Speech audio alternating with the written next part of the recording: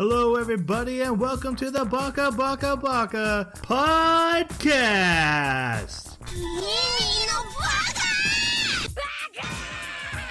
Baka.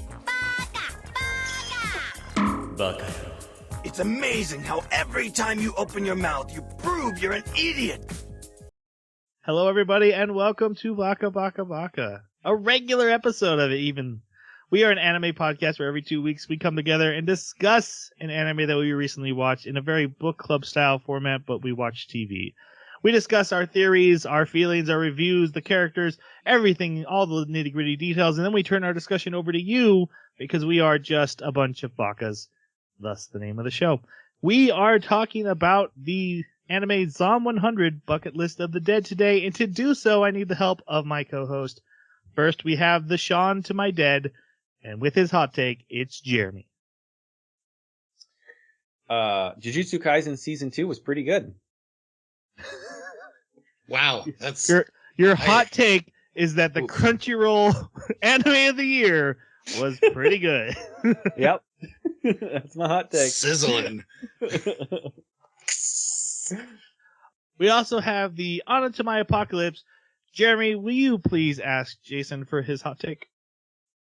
How about your hot take, Jason? Anna? What is happening?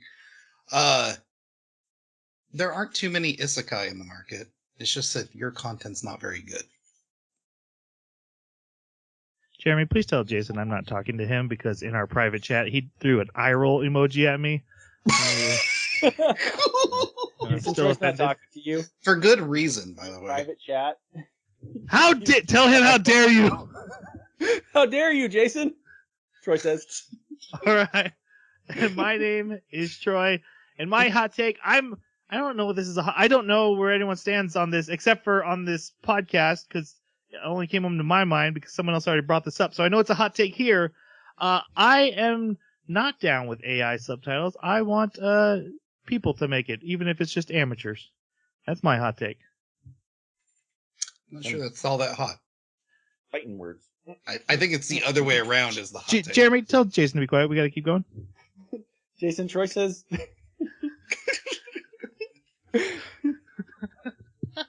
All right. Let's do our spoiler. No spoilers yet. Our review of Zom 100. First up, we're going to have Jeremy. It was fine. Not what I was hoping it would be, but it was fine.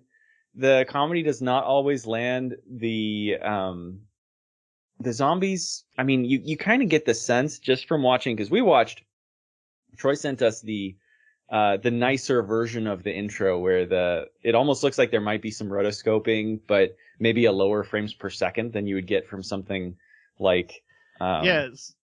It's kind of choppy. Right. So the context from that, they didn't have their OP finished when the show aired. So they kind of fudged it for a lot of episodes, and then eventually they're like, version 2 is out, but it's really what their original OP was supposed to be. This anime had production issues. I did not know about that, but I gotta say, this version of it was really good. It was really, really cool to watch, but it got me in a certain mindset. I had certain expectations for the anime based on that, and I don't think it lived up to it, at least not for me. One of the issues I had was just that the zombies they're more of a convenience than a real genuine part of the storytelling. So, and I mean, that is subjective how much they need to be. So you might disagree with me on that, but at least for me, I don't think the zombies were taken seriously enough. All right. Does anybody else want to give their opinion before I go? This is going to go for the whole episode. Hey, Jeremy, usually I get this like prompt by Troy, but is he around? Can you let me know if he wants me to go? I can check. Troy, Yeah, are you thanks. there? Jason wants to know if you're there. Yeah, I'm here. You can tell him to go ahead and give his opinion. I don't think anyone wants to hear it, but we'll get it out of the way. The Grandmaster has spoken, Jason. You're allowed to speak. Oh, okay. Thanks. Appreciate that. Tell him that never mind. I'm not going to leave that alone. It was dumb fun. But it wasn't all that fun was the problem. The jokes were okay in a vacuum, but in the midst of a zombie apocalypse, it didn't fit or work for me. And you're right, the brevity of the situation did not match the story being told in the way the characters reacted to each other and the zombie apocalypse. So, this anime has a lot of problems. I think I like the messages and the direction that, like, the overarching theme was going for. But beyond that, it wasn't good. So I even love the premise. Just to build on that a little bit, I love the premise, and I think as a comedy, it could be really good. I just don't think the writing was up to what I was hoping for. I think if it wasn't a zombie apocalypse, but more of a story of him, going through those motions that he goes through, I think it could have been a little more compelling. But we'll get into it. There's a lot that doesn't work, and there's a lot that does work. Themes and characters I thought were great. The first episode Can you tell was really Troy that I'm done with mine? Hey, we need to stop the bit, okay? Can you just stop? We're trying to make a podcast here. We gotta let the bit go, Jason. You have to commit to the bit. I think you overcommitted to the bit. Okay, fair enough. I like how you're in trouble for my bit. I also wanted to just speak over you because that's my thing. Fair enough. I am very upset with you though. It really comes out kind of mid. It didn't live up to the expectations I had for it, especially we've been waiting a long time for it to get finished with this production. There's a story plot point near the end that blew my mind with how ham-fisted it was, but I can't give any details yet. But like Jason mentioned, I really like the themes it approaches. I don't have an issue with the zombies. I felt it was very clear, very fast that it's not a zombie story, that they are just a backdrop, a plot device. A lot of times, I actually was upset whenever it would give into like a zombie story cliche. They use it for purposes. We'll get into all that, but it wasn't as funny as it wanted to be. I do agree with that. I think it had something really good to say, but it also says it a lot instead of just shows it a lot. This is a very good example of telling, not just showing. In fact, there's a scene where a character has this huge character moment, and I was like, oh, that was good. They let that happen, and they let us see it. And then the next scene, she literally calls out, "Oh my gosh, I just had a big character moment." I was like, oh, never mind. Subtlety is not this anime's friend. So it's really mediocre. It also doesn't help. We just came off all those, Samurai Shampoo, Lane, Akiba Maid Wars. We had some highlights in the past couple episodes, and then we just kind of came to something that was middle ground, didn't blow the hinges off the doors, isn't super memorable, but wasn't terrible. I wasn't dreading next episode. It just kind of was what it was. And our anticipation. I know, at least for me, I've been watching to see when this one would be ready for several weeks, if not months. So. All right. Opening and closing. Jeremy kind of already went there, but we can go there again. I really like both versions. I do like the second version better than I do the first version of the OP. The song is great. The visuals are good. Even the outro with it constantly changing was pretty fun. So yeah, I mean, again, I'm going to say this quite a few times in this review, but like in a vacuum, there's some really cool stuff here. And the OP and ED are those as well. So, yeah. Yeah. I really liked the music for both of them, OP and ED. And I also loved that both of them emphasized that the zombies were kind of used as proxies to represent just everybody going about the day-to-day life. There's even a couple of shots in the outro, like one of them where they're holding up like their mugshot signs, right? And the three of the main characters are facing away from the camera, and one of the main characters is facing toward the camera. And I kind of took that to mean that character was a little bit more like the zombies, because all the zombies are facing the camera. And it does actually play out that way if you interpret it in that manner. And so I really like that. Just the visuals of how the zombies are everybody else going through that 9 to 5 and that daily grind. And that there's that layer in this anime where the message kind of ties into that. And I think that's a very astute observation, because I forgot to say that one of my favorite parts of the second OP was like the zombies on the bus all playing on their phones. Yeah. And that's the thing is, like, you know, the zombies in this entire anime are more of a metaphor for being drug into corporate culture and overworking than it is an actual threat. Unfortunately, they don't stick that landing well, and they play with it too much, so there's a lot of consistency with it. But anyways, we'll get into that more later. I really want to touch on the zombies as a metaphor again when we get into the spoiler section. I have a confession. Netflix is so fast with the go to the next episode. I just realized I never watched the ending. 12 episodes in a row. I didn't grab the remote in time, and I was watching this on my TV, so I have to grab the remote and hit, watch credits. A lot of them are different. Oh, so I apologize. I tried. I did try every time. I'd be like, remote! It's far. And then the next episode was there. And it was really, it's faster than I think like Hulu or any of the other shows that I watch, because I'm usually all about watching the credits. The OP, I love the OP before we even started the anime, but I like the full version. The getting flashbacks of the last episode feels like a huge cop out. And, you know, again, they had production issues, so you do what you have to do. I'm not going to hold that against them too much, but what they ended up with was really good. I love the huge dance sequence, kind of like a call out to Thriller.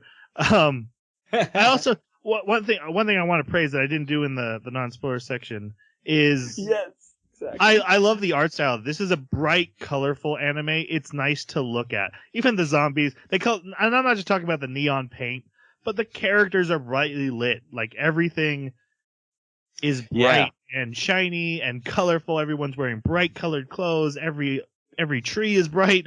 It is a pleasure to watch. So I did really like the art style. That should be called out, because I'm going to have nitpicks for sure. Unless your name's Kencho. Then everything is drawn. You're not wearing brightly colored clothes.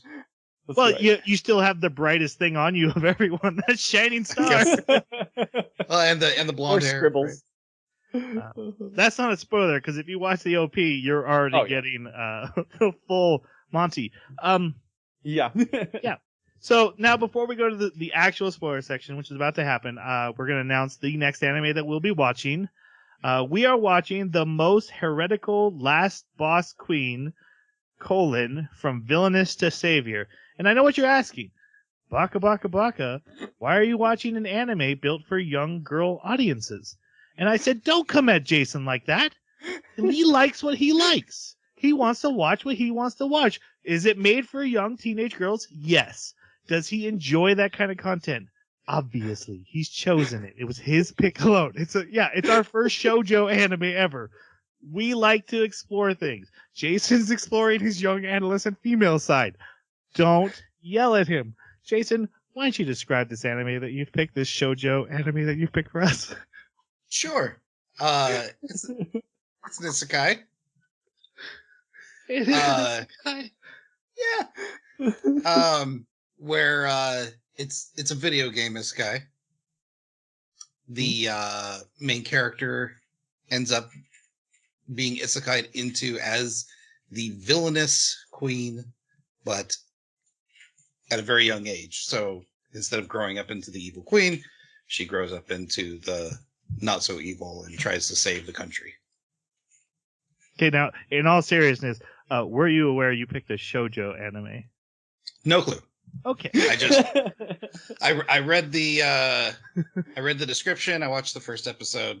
It looked interesting. You know, And everything else is either still airing or it did not look interesting to me. almost all the good stuff from last season is 2 core long and going right now. Yes, you're not wrong about that, but I do think this is our first shoujo, which I'm actually excited about. You know, we've done sports, we've touched a wide variety. Let's watch young adolescent girl anime and see how it lands with these 40-plus-year-old men and their beards. Who knows? Who knows? Might be our favorite. This might become our thing. Are you calling it like 4s and 5s across the board? Guys, what if we love it though? I mean, I'm watching Apothecary Diaries. I don't actually have a lot of room to talk. I'm probably gonna love it. I'm gonna be like, this is the best. If she stayed a young girl for like till the very end, that might be a little awkward. But it seems that she grows up fairly quickly. So, but yeah, I'm happy that I'm the one that usually picks slice of life, romance, and now shoujo. It's kind of on. It's kind of on brand for me at this point. Yes. You are pushing us outside of our comfort zone, and I applaud you, sir. Right. And I Dipping gotta our say, toes in the lava. audience, don't you come for Jason. Don't you dare. Let's just say there's like 4 anime that are still airing that I'm really upset that they're still airing. So. All right, let's Would go. you say you're furious? I can't wait for that one.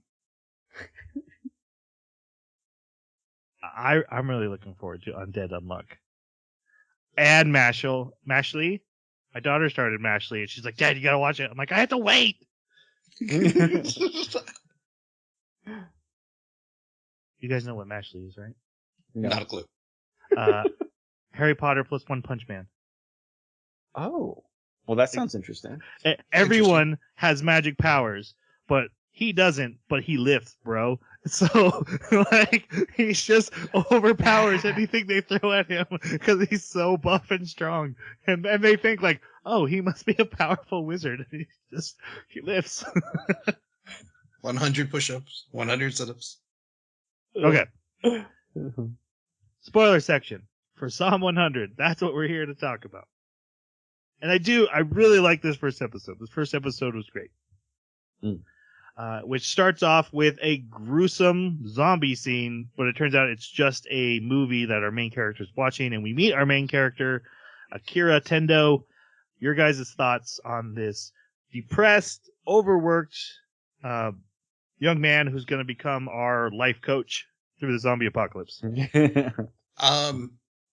I can't stand him. He's this overly tropey hero. What trope? Character. The everything's positive and I'm gonna defeat everything trope.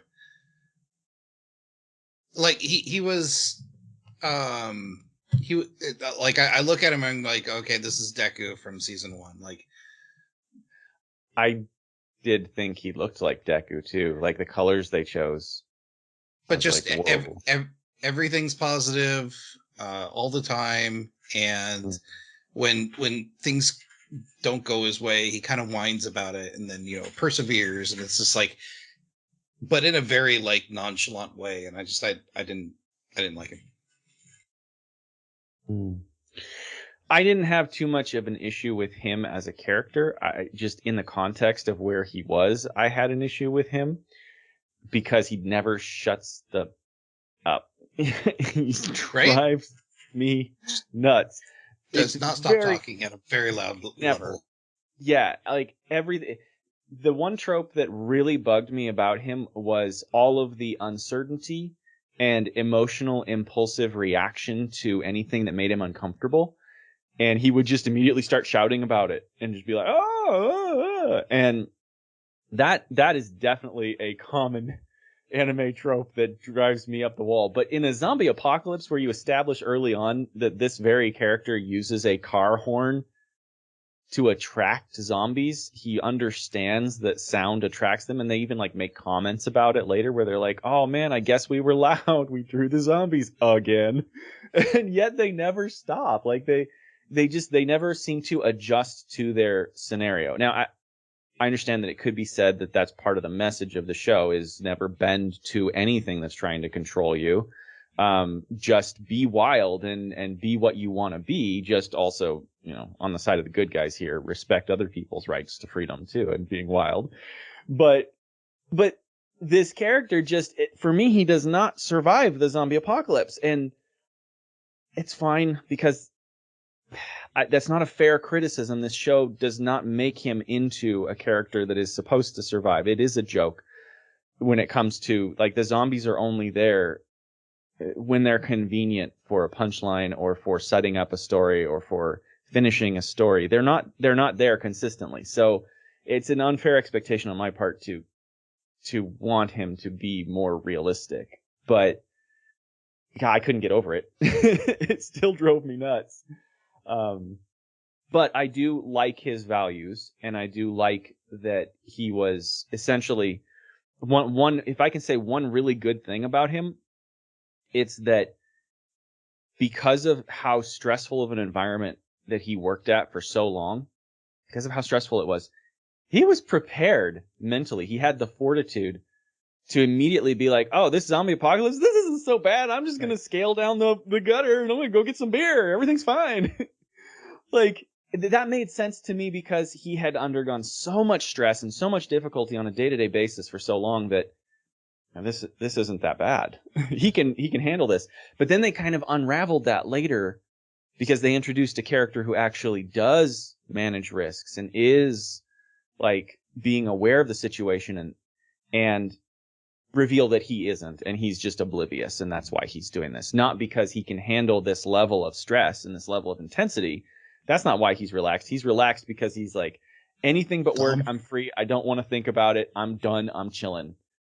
And he's dumb. Yeah, he is kind of dumb in a lovable way. He's dumb. I think it's both, but I like him. I really enjoy the theme. Which is the main theme of the anime. We'll get into that a little bit more about survival versus living. But I do think there is a bit of, I was so stressed and anxious and depressed because of work. Even the idea of becoming a zombie isn't scary. So it's not that he can handle the stress of the zombie apocalypse. It's that he's fearless throughout the zombie apocalypse. So he's like, yeah, I'm going to run to the beer. And just the fact that he's constantly in movement and I'm sure there's a little bit of luck and a little bit of plot armor going on too. He should be dead. And I think the anime calls him out on it, which to me made it fine. At least characters are acknowledging this isn't the best way to survive the zombie apocalypse. And he's like, yeah, but I'm living through the zombie apocalypse, not surviving the zombie apocalypse. And the fact that he wasn't great at everything, but he was, I'm a little bit physical, I'm a little bit of this, I'm a little bit of that. And the way they're like, hey, he's the least likely person to save the world, but yet they keep hinting at this is the guy that's going to save the world.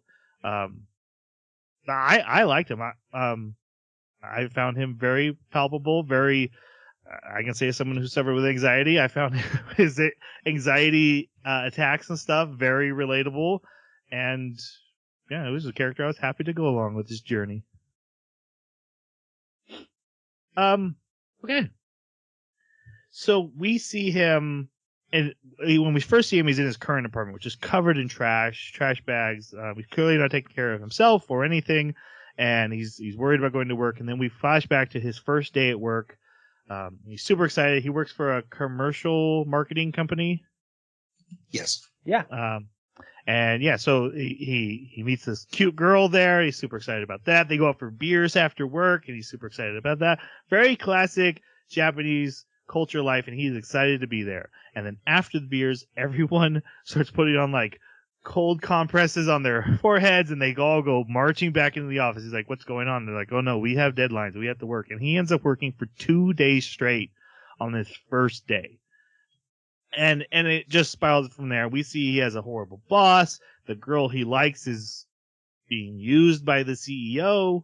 And his life, like, again, spirals into anxiety and depression to the point where we see him standing next to train tracks thinking of dark thoughts. And then one day he forgot to pay the bike parking spot for his apartment. He goes to the manager's office, and the manager is a zombie, and the zombie apocalypse has started.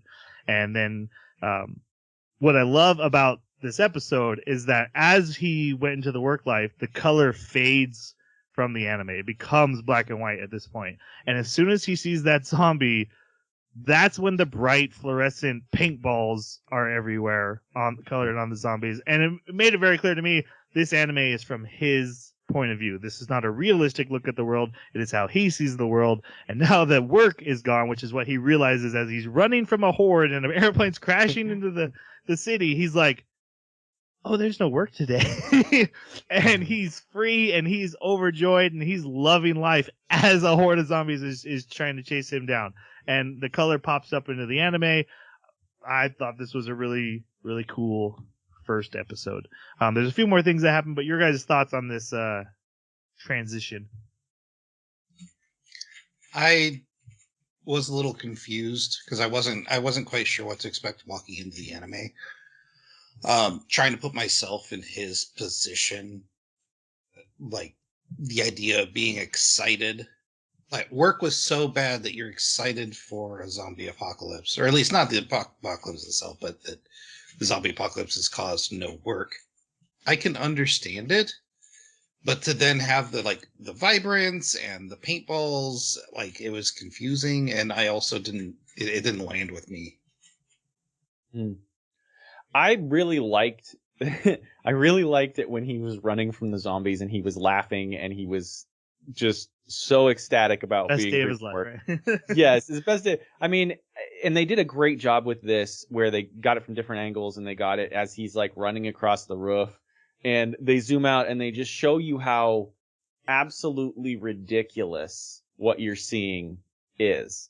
Because we had just seen this, other people are running and they're being devoured. Like, this is a serious zombie apocalypse. People are dying, and they're not pulling punches and showing you that this is happening. And they've got like walker zombies and runner zombies, right? So they're trying to paint it like this is a horror for those people, but for him, it's not a horror. This is just, it's great. It's wonderful. And so that clash, I really liked that clash. It made me laugh. I thought it was funny. I also got the impression that it was from his perspective, but I interpreted that only to be like he was not affected by the gore. Like, he painted the gore as being, but the way that you described it makes me wonder if that's also why the zombies often are just not present, is because he's imagining that they're not present. But I don't think it can go that far. No, I don't think it can go that far.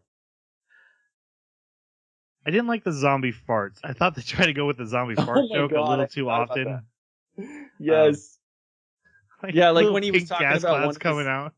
Yeah, and one of his bucket list things where he's like, yeah, I want to find the perfect girl for me or whatever, and his friend like looks out the window and says, I don't know that I don't know if you're gonna get that one. And then there's like this female zombie that like falls over and just won't stop. They just linger on it. I was like, wow, I mean, it's funny, but it's also like, this is really low humor. Like, this is low effort humor. Right. It was excessive about it. Yeah. I guess I saw it as a little bit of, it's not that the zombies aren't there, but they just, the danger just doesn't exist to him because, and so he at the end of the same episode, he creates the bucket list. His bucket list is, I'm going to die. I'm going to become a zombie. He has almost no assumptions that he's going to be the one true survivor of the apocalypse. And he's like, I'm going to get this stuff done because that's what the list is. 100 things to do before I get bitten by a zombie. So yeah, I definitely think his viewpoint is a major part of it. And that's why some of the scenes are like, where's the danger? Shouldn't there be like a tense to this scene and stuff? And I think that's all because of him.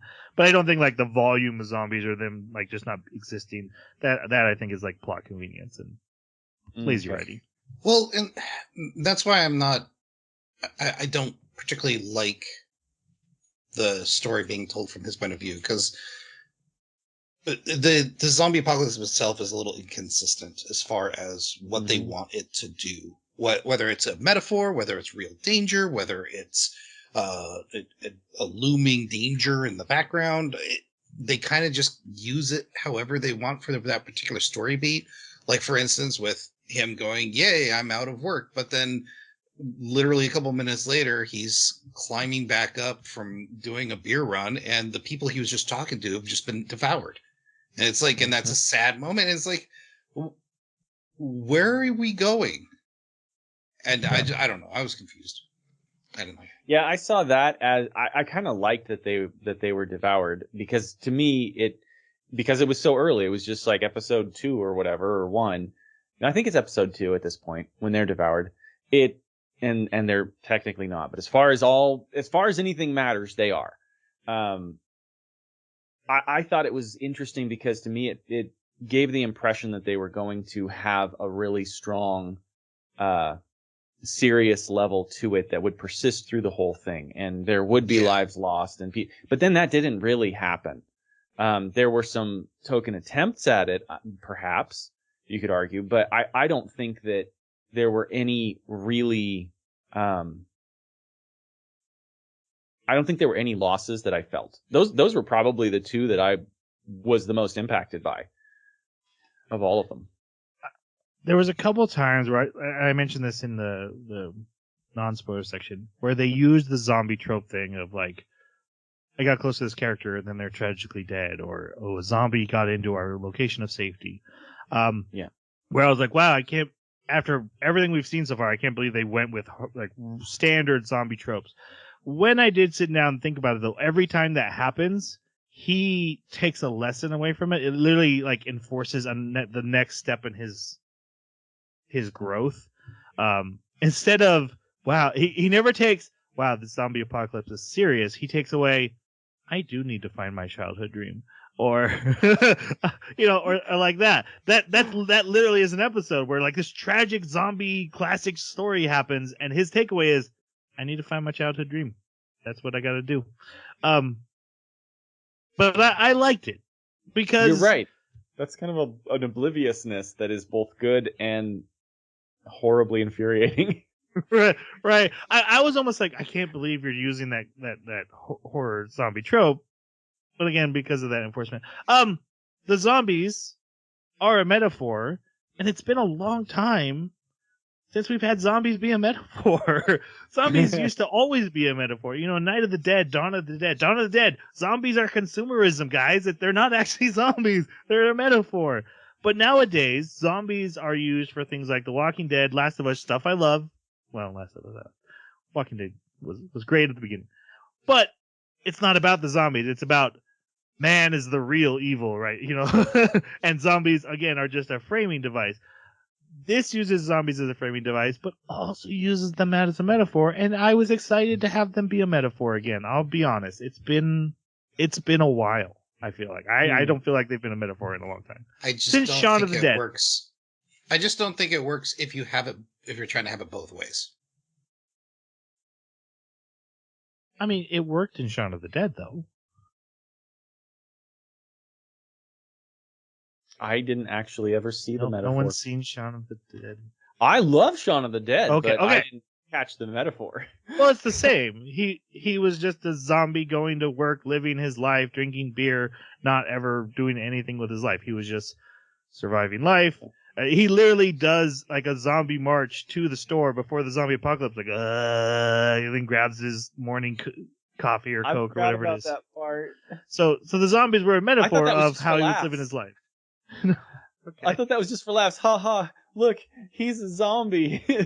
that's about as deep as I went with that movie. Fair enough. There was another zombies one where used to be metaphors. This is actually the first time. I mean, I guess it's not true. It's not the first time I've heard it. It's just I didn't remember it until you said it, and I didn't know because of watching. But I'm sure I've heard somebody say that before at some point. So that is interesting. But I wonder how many people actually view zombies as a metaphor, just because it hasn't been done in so long and people don't talk about it. I'm curious about that. Yeah, I definitely feel it's something that's been moved away from it, and I guess this anime has a lot of flaws, and we're gonna go through them. I know, but it was refreshing to have the story not be man is the real villain of the apocalypse. Like every zombie story is Lord of the Flies. Like, oh, in our baser nature, we turn evil. Until later, and then it's there. Man. Yeah, it's there a little bit, but it's not really the main message of this anime. Yeah, you're right. And I found that refreshing from a zombie take. I don't think they do everything well. I don't think the comedy always works, but I'll say just as a zombie story, I found it different from most zombie stories. And even ones I like I said, I love Last of Us. I love Last of Us. But it's been done. Let's do something new. My take. Go listen to We're Alive if you haven't heard it. It's a great. Oh, so good. Such a audio good drama. podcast. Yep. He confesses, or he goes to confess to the girl he loves, the lady from the office. When he's there, he sees the CEO. And there's this cool moment where the CEO is like mutating into like more than a zombie. And I'm like, oh, we're going to get like super mutant zombies. And it never becomes more than just weird growths. And I was a bit disappointed. But then we find out he was a rugby player and he uses his rugby skills to throw this guy out the apartment. But the girl is already a zombie. He still confesses to her, tells her that he loves her. And then he runs out as she chases him to eat him. And then he goes and he gets a notebook and he writes down the bucket list of the undead. The 100 things to do before I get bitten by a zombie. And number 1 is confess to the girl you love. Except he only makes it to 33. Yeah. And this was probably the first moment where I was like, no, I don't like that. Because he had, like, you don't put yourself in that close a proximity to a zombie that's that much bigger than you are. You don't charge them. Like, this was so horribly risky that I was just immediately put off by it. Yeah. But I did like the scene where he was, confessing to her. I thought that was funny. Cute. I will say that if there is a zombie apocalypse, I vote Jeremy as number 1 best survivor of anybody I know. I have plans.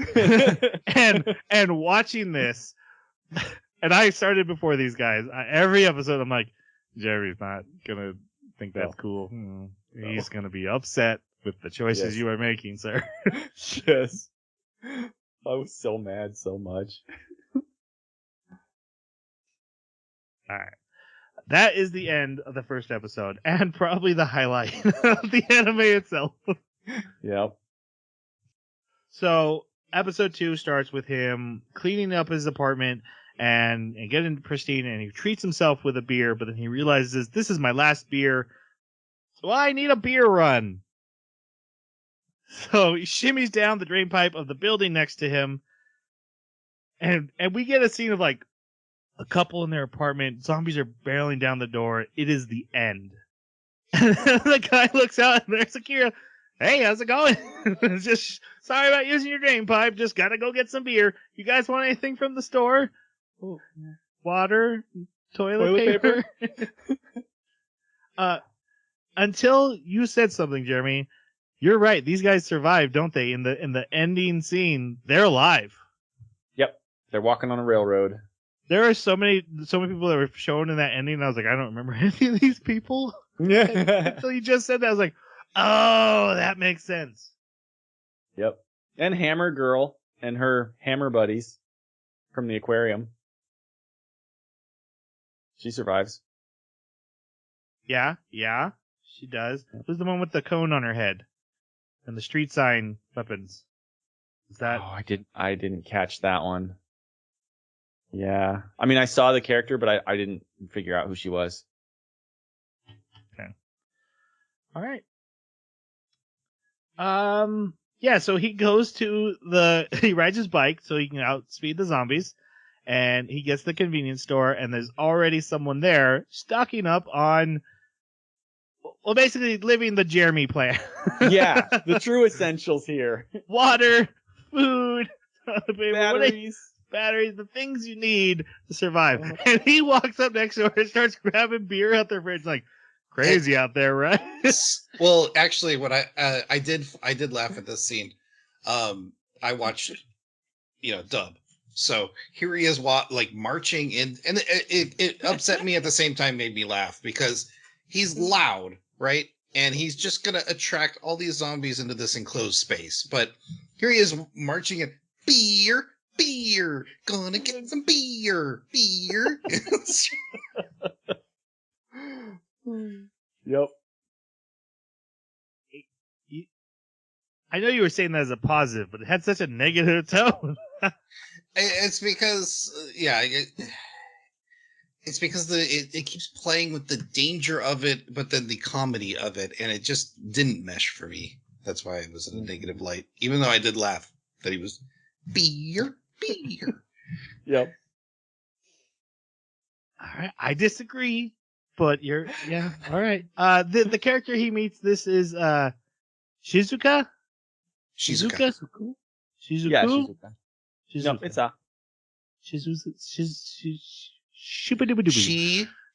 Exactly. Bazookas. I've heard it both ways. What do you guys think of her? She was okay, and then I guess she's really one of the only grounded characters in this entire anime. And I actually like her arc better than Akira's. And her background kind of makes sense. And I like that even though she's an amateur zombie survivor, she takes it super seriously. She does like research. She's like studying the zombies. But then through her association with Akira and Kenshiro, she softens, and that was a good story beat. I did like that. At the same time, she's still able to analyze risk and be like, "Hey, you guys are being idiots." Yeah. I really like this character. I love how difficult it was for them to get her to go along with them. They basically had to wait until a situation where zombies forced her to go with them because there was no way she was going to travel with them. They were too risky.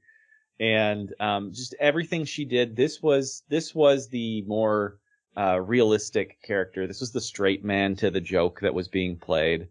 And she has all the backup plans. But she does, like you said, Jason, she kind of softens to their way of seeing things. But she never lets go of her tactical approach and her risk analysis. Just decides that doesn't have to be something she obsesses over, and instead she can find joy in what there is to find joy in, and, add things to the bucket list herself that she wants to do. And I also really enjoyed her backstory and how they incorporated that into what was happening with Akira's boss later. It was very interesting to see her reaction when she got ordered around, and then the way she navigated that scenario and what she expected of Akira. So overall, I really like this character. One thing about that I wanted to touch on real quick was that her ability to empathize with her was heartwarming, because no one else the only one other person in this group didn't quite understand what he was going through, but she immediately saw what was happening, and she knew how to best like snap him out of it, if you will. So yeah, that was good. Good points, guys. Except for Jeremy, everything you said was wrong. What? We're not talking about Beatrice. We're talking about Shizuka. I know. We're talking about Risk and the analyst lady. We don't even know her name in episode 2, so I shouldn't have to say it. She is the only character in the aquarium who almost dies. Despite all her risk analysis, she ends up being the one who will die, and it wasn't for Akira's randomness, she would have. Also, at the very end, she 100% abandons her risk analysis ways and comes up with a wild, spontaneous plan and does it and is like, I can't believe I'm doing this. Actually, that was the moment I was referring to. They showed her character growth of just going with the flow, and she gets a bunch of zombies to chase her, but then she literally says out loud, I can't believe I'm going against my own self and being like those guys. Mm-hmm. So she does still... Like, she's the one pointing out, like, if we're going to get a vaccine, we have to take these steps. Like, she's still the smartest one there. But she 100% has learned to go with the flow. And it is shown that going with the flow has a higher survival rate. I think that's what the anime shows. I disagree. That shark would have killed her. Okay, fair enough.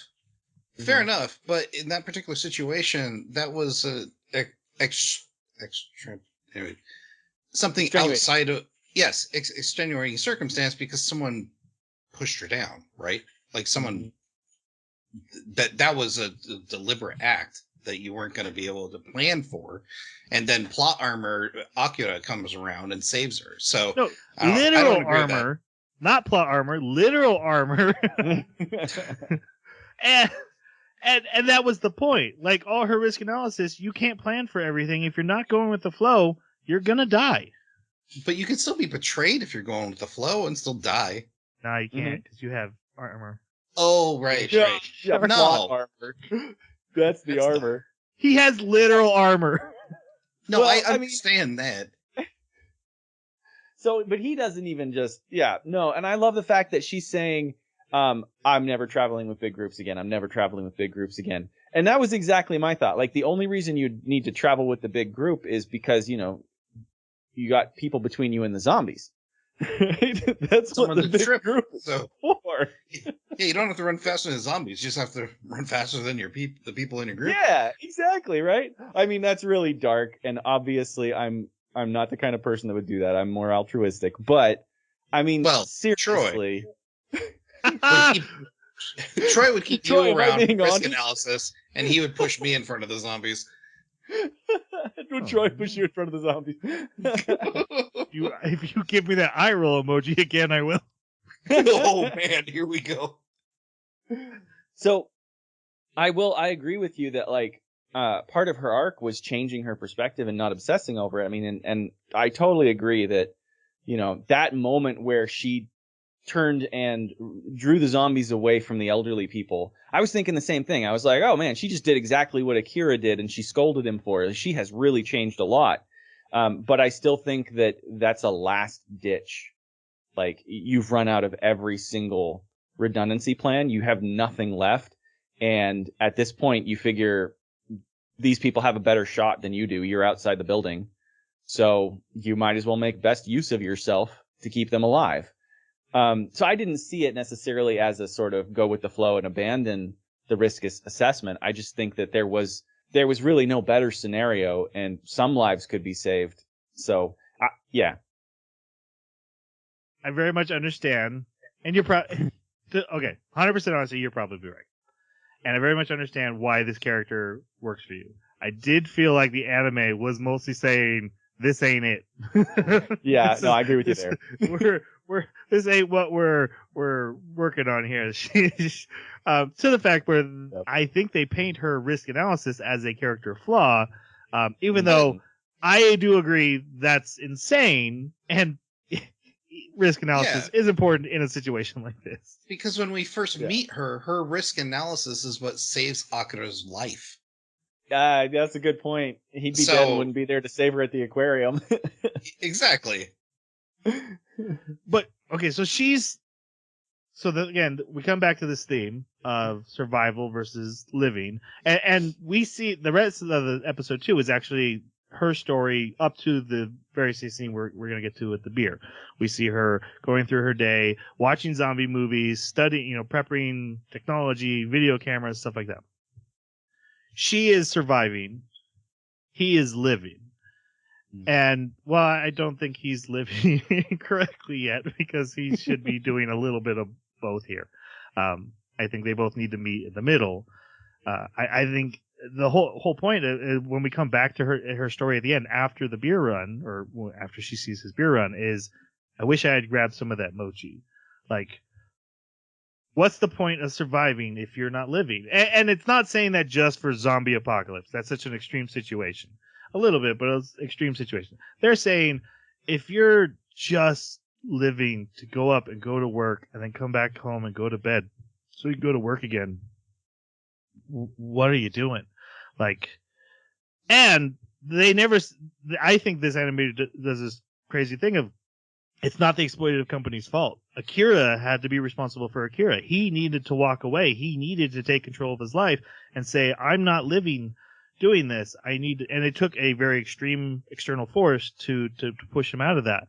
But I think that's the message of the anime, is that you have to live. Surviving is important, but if you're not living while you're doing it, does it have its merit? Mm-hmm. No, I think that's a good message too. I liked what they were doing with this, and they bring it back up again where he like orbits that same issue a little bit later, when he gets kind of snared back in, and they have to kind of put an exclamation point on it, finality. And I do think personal opinion is that the middle ground is where they really should be saying is the sweet spot. You should be getting water and toilet paper and batteries in an extreme situation.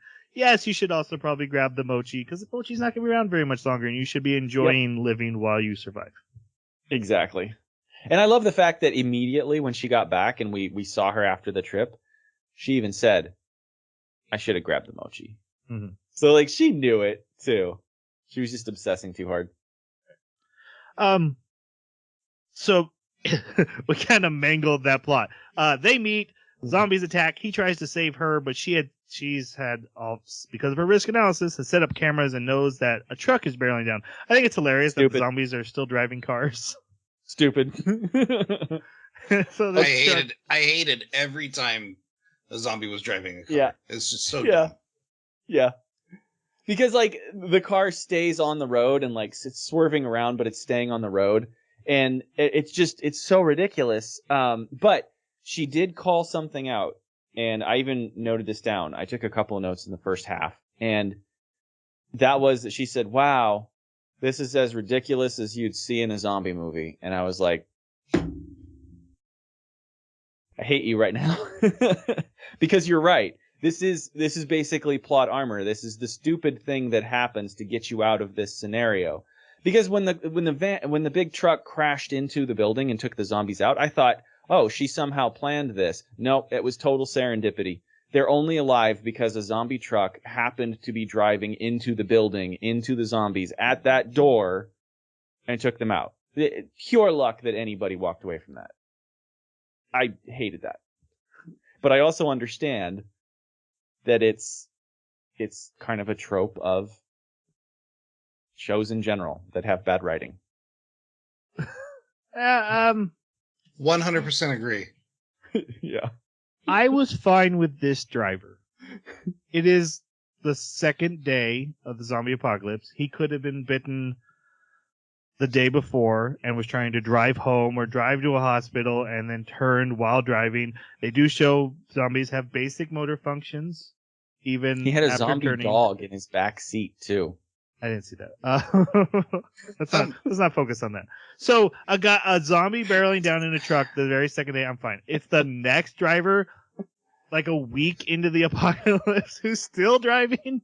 And I'm like, what about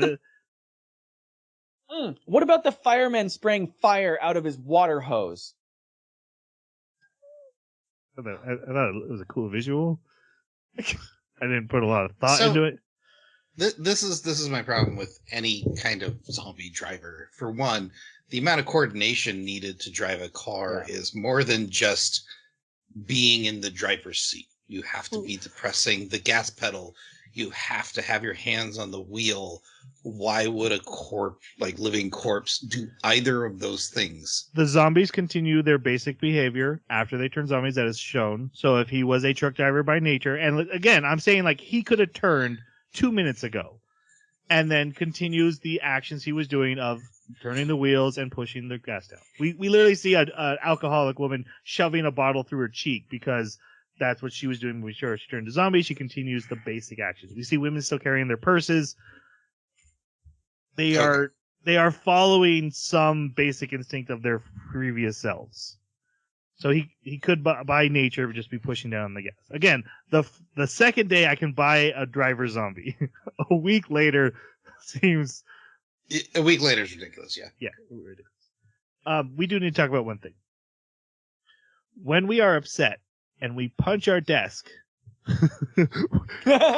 we punish the listeners, not the desk. It's the listeners' ears who suffer. Apologize, listeners. Actually, I've done it in so many reality, we punish Troy because he's our editor. times. Wait, you think I'm going to edit that? Oh no. Oh boy! I already have to edit like 3 different spots in this episode. I'm beat. Future Troy is tired.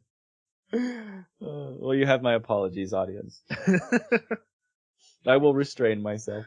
I am not a zombie. Okay. Yeah, that was the second episode.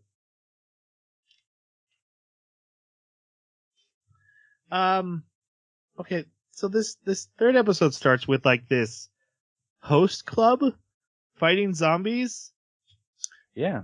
And like battling it out and dying into it. It introduces these weird side characters having their own zombie story. And this guy, he's the number one host. He's the owner of the host club, and all his friends are dying, and he's about to die. And then Akira ends up saving him. Not involved in the story from the end. I'm guessing he's in the end scenes, and I forgot and didn't recognize him. But also, what about the little girl that he was talking to inside the hosts club? She must also be. Maybe she's the one with the cone on her head. Why is this beat here? Right. That's what I'm saying. It's a bit odd that they're like introducing these weird side plots as if they're like anticipating spin-offs. And like, yeah, we're getting season spin-offs. 2. They're probably going to loop back on season 2. A lot of these characters, I was imagining, you don't show them unless you're planning to bring them back, and this was just to introduce their backstories. Mm-hmm. But the real story is that for Akira, after he has drawn on a fake beard and decided beards aren't for me, he washes it off. The internet starts working, and he starts getting text messages.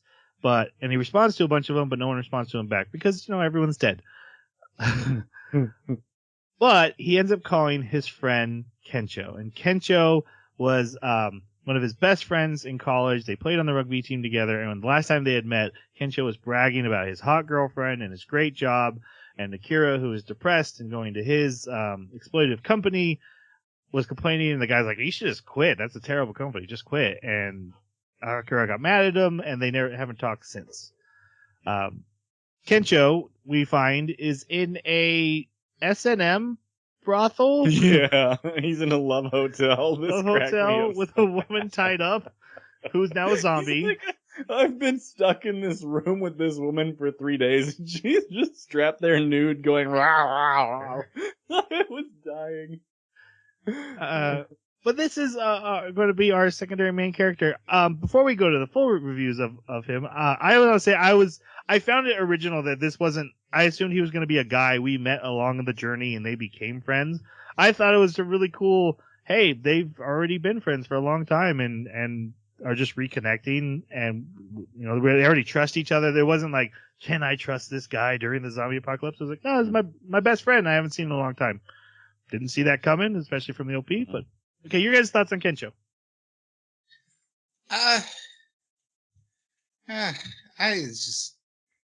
He was there. He had some comedic bits that I didn't find funny. Except for when he was juggling for the little girl. That was pretty cute. But I don't know. Until he said, my next act will be eating udon with my naked butt. What? Yeah, right. So this whole plot point I found a little distasteful because the whole reason Akira's coming here is not out of the kindness of his heart. It's so that he can apologize for the way he treated him. Like, he's got this guilt trip that he's got to get off his chest. It has nothing to do with saving him. It just happens to be a side benefit of it. And as far as Kensho's character, like he's just kind of a background support character that has a lot of lines and some really crude jokes. Like he doesn't seem to impact the story or the narrative of any of the episodes. So I don't know. He was okay. Oh, he gets laid. Like I said, how does that impact the story? 5 out of 5 anime. Best friend got laid. No, I basically just agree with you. He's a one-trick pony. I got the impression from the OP that there was going to be a lot more to him, and that there would be some kind of really funny reason why he was nude, and not that was just his comedy routine and the only joke he knows. And I think this is something that I kind of want to complain about the show, is that they consistently call out their own weaknesses, and that calling out the weakness is enough to be okay with it. And I don't like that. Like, one of them was when they said, oh man, that's so crazy that happened. It's just like you'd see in a zombie movie. And then with this one, Kira calls out, oh, but that's the only joke you know. And then they keep saying it, like, that's the only joke and it is. It's the only joke he knows. It's the only thing he does, except for juggling that one time. And then, while he's juggling, he's talking about how he's going to juggle naked. So again, the one-trick pony resurfaces its head. So it's, I don't know. I found him to be kind of annoying. Like, the first time that he got naked and everything, I was like, okay, that's funny. Like, that doesn't even make sense. How did he take his clothes off? Why did he take his clothes off while he's in midair jumping between buildings? But whatever. Okay, it's funny. Second time, I was like, okay. And then after that, I started, like, it didn't matter. And then it started being a little bit aggravating. Like, come on, man. Do something. Make yourself useful other than, like, distraction. If they had two big problems with that. If they had held off the whole I'm naked bit till a little later, because jumping between buildings and losing his clothes, that made no sense. I don't understand A, logistics, but B, how that helps him get across. No. Or C, either. Why did that make it funny? Because that was his thing, you know, jump across and make it funny. I don't see how that makes it funny. Yeah. But then also, like, not only is it just done way too much, but then it's done in front of children, and it's just like, yeah, it is done in front of a child. That's it'll get a little weird. Yep.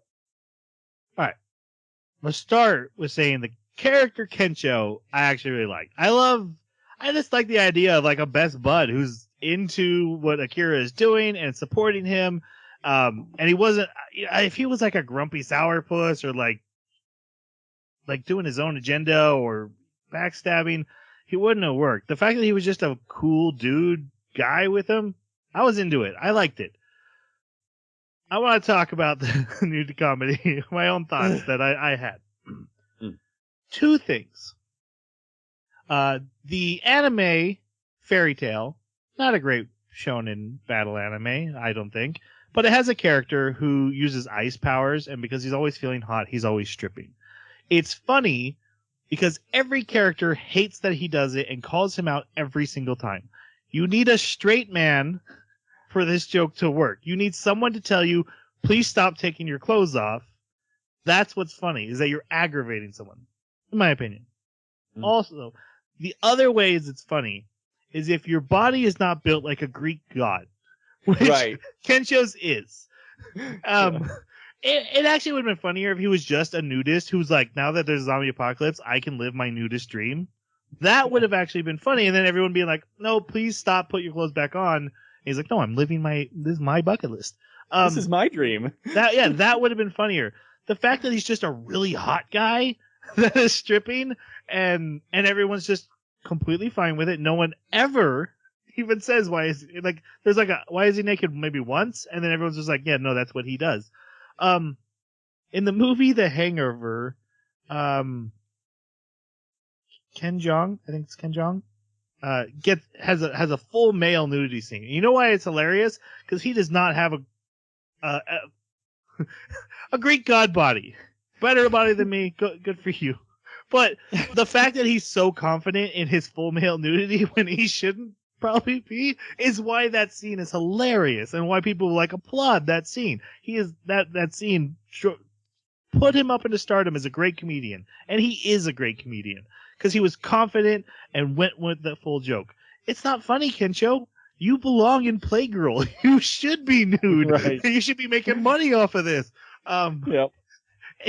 I'm sorry. That's so maybe it's because he refers to like I want to be a Japanese comedian, and this is a bit Japanese comedians can do. I don't know about that. I've never seen that before in my experience with the culture.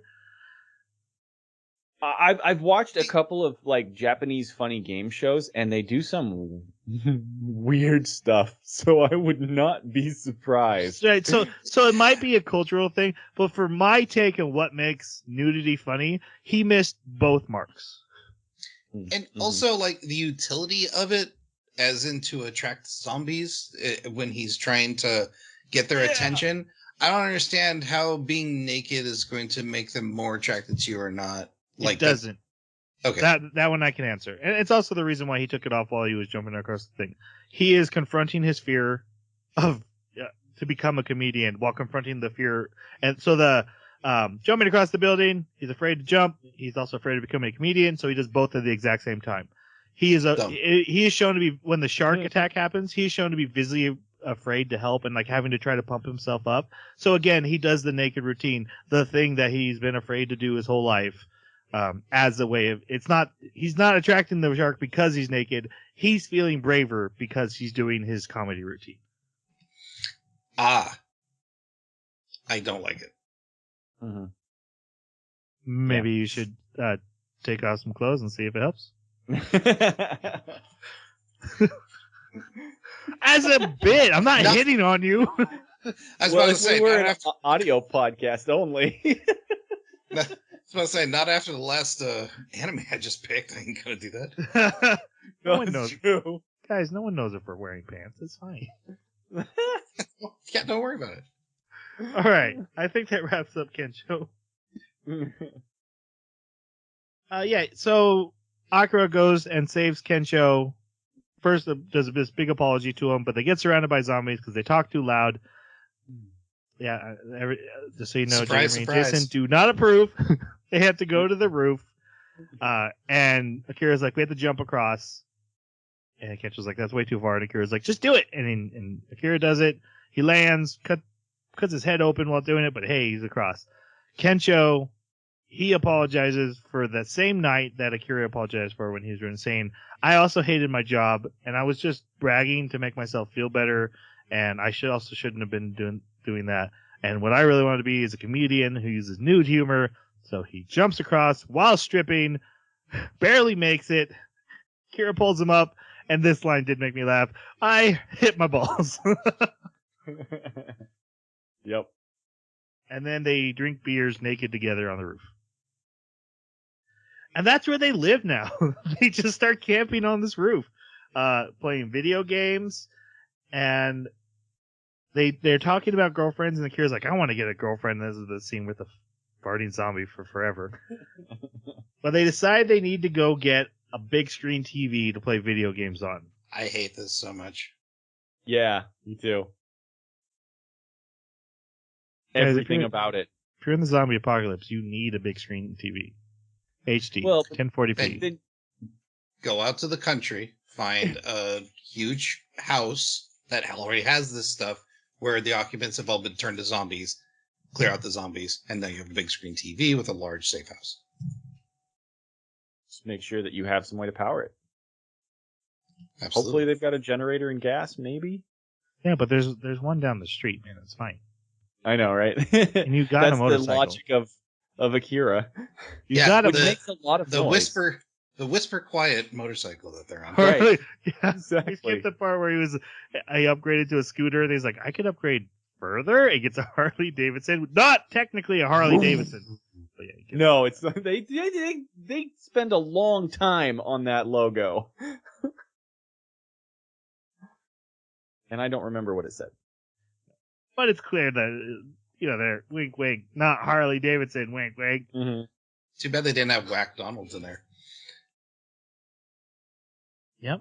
No, Nothing? nothing. I don't know. Black Oh. Donalds?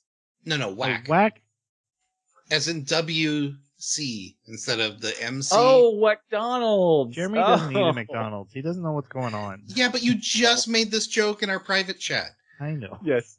He doesn't listen to me. Got some pink meat burgers. Mm-mm-mm. Pink meat is the chicken nuggets, sir. Oh, Yeah, sorry. how dare you? I know, right? How dare you?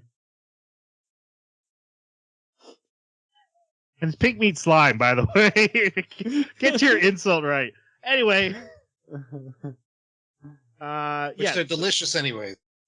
Okay, so when they get to the shopping center, it's blocked off by a firefighting zombie shooting fire out of his fire truck. And then the gas tanker is being driven at them at ballistic speeds. So they do a really cool motorbike jump into the subway underground. No, just the underground of the Underground mall. of the mall, yeah. And they end up behind the grates of a department store where there are other survivors. There is a slightly older man and 3 flight attendants. Which, lo and behold, one of the bucket list items. That's a bucket list item. Yeah. Wine and dine a flight attendant. So they have booze Little on and they the have nose. food. Hey, this anime loves a Chekhov's gun. There is nothing that isn't Oh, yeah. pre-set up. There's so many Oh, Chekhov's guns. 100%. Yeah. There wasn't. I think there's an episode where it's just Chekhov gun, Chekhov gun, Chekhov gun, Chekhov gun. It's insane. All right, so yeah, they wine and dine these girls. Akira makes a fool of himself, tries chugging tequila to impress this one girl because he like, hey, do you have a boyfriend? She's like, it's a zombie apocalypse. What are you doing? Works for Kensho though. He gets laid. Yeah. But lo and behold, the old guy that's there, he's been bitten by a zombie. He's one of those people that would be bit by a zombie and not tell people. And you know what? In a lot of zombie movies, they don't know all the zombie rules. And so I usually give those people a pass. But in this world, zombie movies are a thing. Zombies are a well-known trope genre, and this guy is the worst. There's nothing worse than the guy who doesn't tell people he's bitten. But again, you're like, maybe it's not me. Maybe I don't know the rules. This guy knows the rules. Mm-hmm. The worst. Well, I absolutely loved the scene where like they're all whining and dining, and it's in his imagination, and that dude is there, and he's in like a white suit, and he's like just placidly part of the grinning. team. He's part of the team. It just cracked me up. But one of the issues that I have also with the anime, and I don't know, this one I think I have less ground to stand on, is I don't like how frequently slow infection is used. I understand that slow infection is it's common where different people have different rates of the infection taking hold. But in this anime, I mean, it happens multiple times, and whole groups of people just get wiped out because there's this person in there who gets infected slowly, and then he bites someone, and that everybody he bites just instantly gets up and turns into one. So everybody except this person is like a hyper fast, immediate reaction to zombie infection. But whenever we need to set something up where like we need some humans, but then we know that we're going to need zombies, so let's have a slow infection person. It's too much. It's too much in the amount of episodes we have. You know, that's true, because Higurashi, the character we'll talk about later, we see him literally going through physical changes immediately after the bite. Where then, yeah, like you set up this guy who's clearly been there for hours with them drinking and eating and has not shown a single sign. Yeah. And the girls, when he bites them, bam, they get up and they're zombies immediately. Yeah, you're right. You're right. That is an inconsistency in this. Not really a zombie story. It's annoying. Come on, Jason. I roll at me. Give me some. Ugh. No, I 100% agree with what you said. It's the whole. It's not a zombie movie, like, but they want it both ways, and I think that's what irritates me. Mhm. Skipping over some of the stuff that happens that we've already kind of alluded to. The big scene here, the girl that he had previously hit on, who admits she has a boyfriend and is nice to Akira, but they have a discussion where she's complaining about her job, but then reveals, I've always wanted to be a flight attendant. This has been my dream since I was a little girl. She ends up getting bitten by the guy and having to save Akira, and she dies. So this is, again, one of those hardcore zombie tropes. And this is actually the one where he walks away going, I need to have my childhood dream. And so this is where I'm confused. Like, if we're talking about a metaphor, so what does this scene mean underneath? Does this mean that her dream to be a flight attendant is the nasty, exploitive culture of Japan, and so she's getting sucked back into it? Is that what this means? No, it Or just is means this life just a is short. plot? Or is this just a plot device to make Akira learn something? No, it is a life is short, do what you want. At least she lived her dream, and now she's dead. Akira, who's living, has never lived his dream, and so she's kind of in a better spot than him. She got to live her dream. Okay, so now the zombie apocalypse doesn't represent consumerism and like exploitative social pressure, but it now it's life and death in this moment. Yes. Okay, I hate it.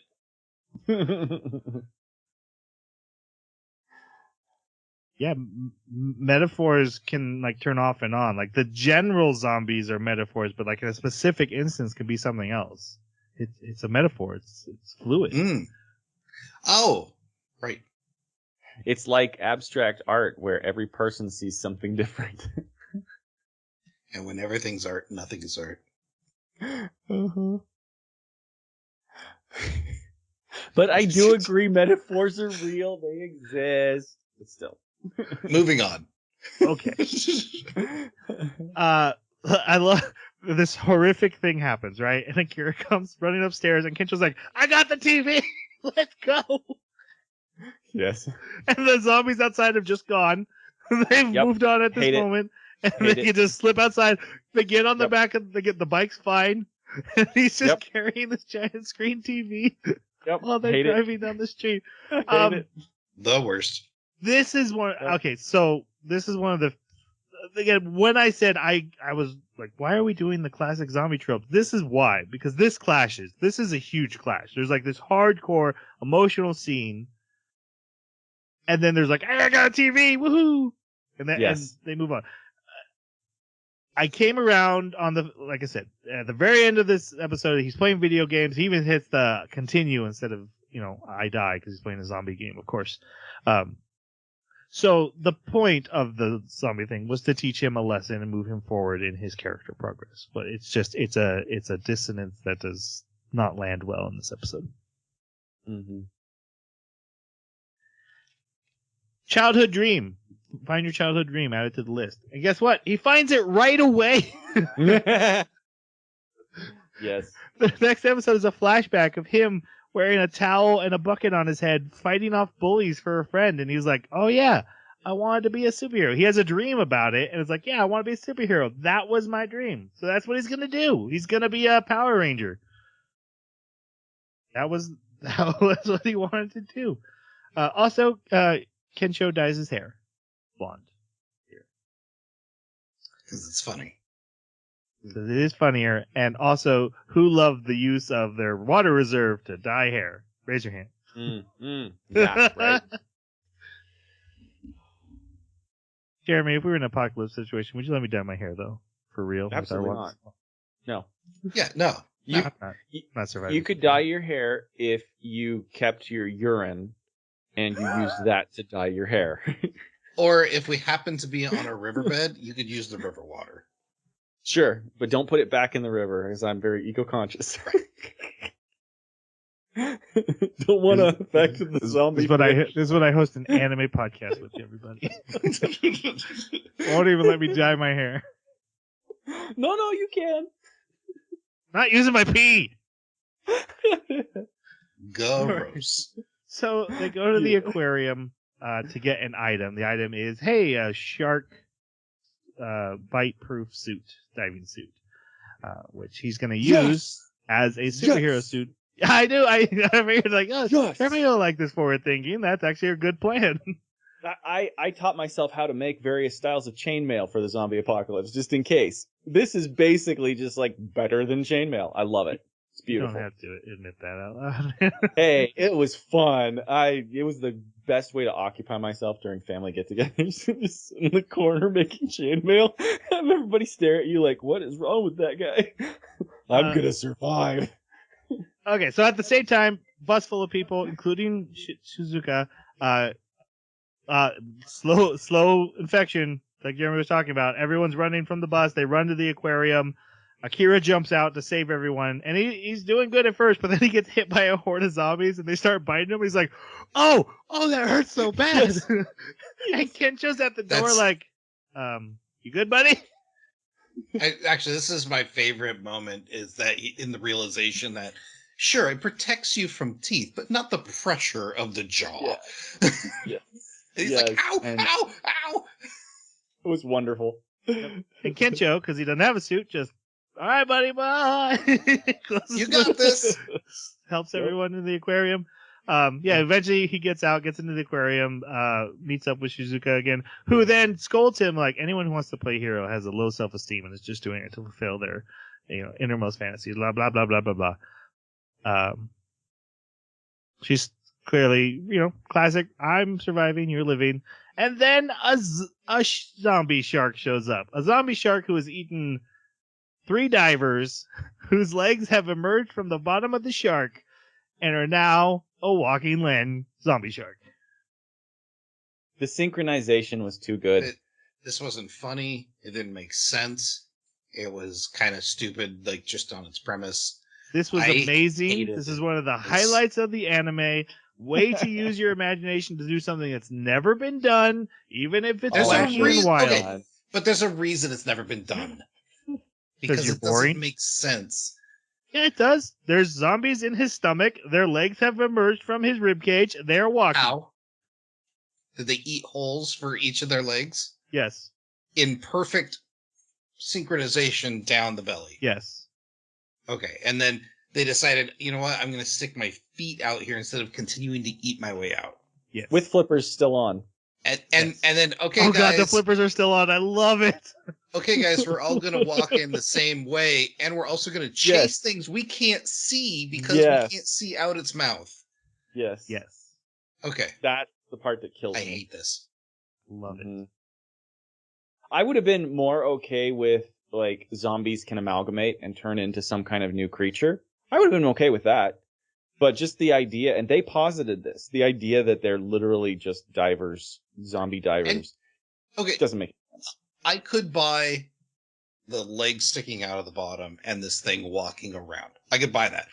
It would have been funnier if it had no sense of direction and the shark itself was basically held hostage by the legs and was just kind of biting at them, but couldn't get to them because it was walking in weird directions. That would have been funny. Which, I mean, you've got 3 completely different zombie leg sets. Why are they going in the same direction? And they're all wearing They're flippers. just going forward, and then the shark turns his body so that he's in circular motion. Have you ever tried to walk on land in flippers? Yeah. I have. Yeah, it's horrific, yeah. No, it is horrific. Can you imagine does it have running? That speed? Yeah, running with 3 sets. And jumping. Because of zombies. It can jump and guys, it's dive. just cool. It's not. That's of course the it's stupid, but it's fun as hell. What about the tail? When the tail hit the glass and the other zombie fish shoot out like bullets and embed their noses into the wall? This whole thing to me screamed, we've shifted genre. We are now in a hero fighting shonen style anime. Just for him to live his dream. He needs something big to fight now that he's got his Power Ranger outfit. Let's have something ridiculous and let's do all this ridiculous stuff. And And I got it. I understood that that's what they were doing. I also hated the battery punch. But anyways, it's I'm gonna give you the battery punch because even I was like, I don't think that's gonna work at That's all. not how batteries work. How do you? But also like, just yeah, this is bad. It's a walking shark. It's so funny. I loved it. Not once did I like, oh, that's not how biology or anything works. I was just like, sweet. It's hilarious. How do you do that? I wish I could do that. I can't do it. Yeah, Jeremy, I'm in your boat. Like, it's just so hard to look at that and go, Mm-hmm. that makes an awesome scene. He saves Shizuka from the shark with a battery punch. But I that one was a step too far for me. I was like, there's just no way. It can't Talk be a about real jumping thing. the shark. See? But bump. You said this anime don't got jokes. I didn't say that. I just said they were bad jokes. The reviewer has to bring them. Shizuka shares her cell phone data now, but she doesn't want to hang out with them. They're terrible. They're the worst. She will die with them. Smart decision. Yeah. Well, it was interesting that she wasn't going to, and then when he said, he basically hit on her. He's like, "Oh, you're somebody I'd save anytime, even if you weren't, blah blah blah blah." And she got her blush moment and everything. She's like, "Oh, I guess I will give you my phone number then. You like me?" I was like, "Oh God, come on, where'd your risk assessment go?" I ship it. They're perfect. Well, yeah, I mean they are, but it was cute, it was funny, but it was also like I rolled my eyes. Yeah, speaking of rolling eyes, this shark thing, man, they fell out and I had to go find my eyeballs. Yes. They rolled so hard. Exactly. They get watches. They go loot expensive watches because that's on the bucket list. But since they're low on water, they decide they're going to go visit his parents, Akira's parents. That's on his list. And so they pack up and they hit the road and they go to get an RV. And Shizuka's there. She's also getting an RV. And they go to the RV fair. And they have a big argument about, like, tactical. She's like, I'm going to get the Hummer. It can go open road. And they're like, this one's got a jacuzzi.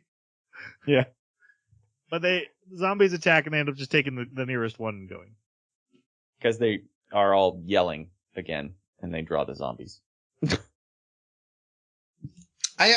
So this was one of the things I liked was this interesting idea that in Japan, they still got these kind of remote communities that are within fairly decent driving range, and that because of the way they living quote unquote off the grid is really easy for them. And I really liked that idea that you could like basically leave the city and then go have a near normal life because of the way old Japanese culture is. So that was neat. I like this story beat of we're gonna just go out to the country because the cities suck. Yeah. While traveling down the highway, they run into a spike strip. And they lose all the wheels on the RV, and Kensho crashes on the motorcycle and is injured, and then this ends up being an ambush. This was very Walking Dead. I was almost like, oh, we're really going to do like a Walking Dead thing? But it ends up this gang of people who are here to help, which it's clearly a scam. But they're led by Akira's old boss. His name is Kosugi, but I'm just going to call him the Chief.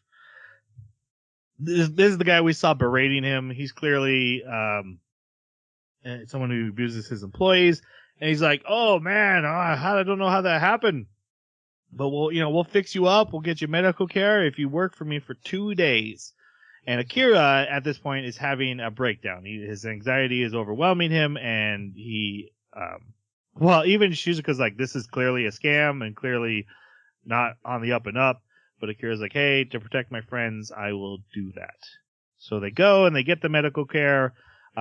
Akira starts working. He decides, hey, I'm going to put some of these beers into refrigeration for everyone since they're all working so hard. He gets caught by the chief. The chief's like, hey, you're not going to waste the cold beer. We're going to give them the cheap warm stuff. But other workers see this, and the chief is like, "Oh no, it's actually my idea to reward you all." Also, we learn he uses zombies to pull the cargo trucks, and then he berates Akira, telling him, "You're no better than those zombies. You're just a tool that I use." I mean, as far as free energy, I mean, that's not a terrible idea. Just not in the compound. Like, do something outside the compound with them. It absolutely is a terrible idea, and also it's a terrible idea to just let zombies banging on the fence, because you know what? Stuff happens. Always. Eventually, Yeah. something happens. If there's zombies banging on your fence, you have to go kill those zombies Yep. every hour on the hour, whatever it needs to do. Look, I've seen a lot of zombie movies. You can't just leave them there. You can't just have a pile of zombies waiting, because eventually a chain in the link's going to break. Always. Always. Or you'll have a World War Z thing where they just pile on top of each other until they get over the wall. Every time. Yep. Pests. Okay, then the next episode is a lot from Shizuka's point of view, where we see her flashback of wanting to adopt a puppy, and her rich corporate father who learned business in America, and he was a cutthroat, and he's like, "You gotta be the best, and you can't take care of a puppy because that's weakness." And then she takes care of the puppy anyway, and decides she wants to be a doctor, and he's like, "Nope, no way. By the way, I found the puppy and I killed it." Yeah.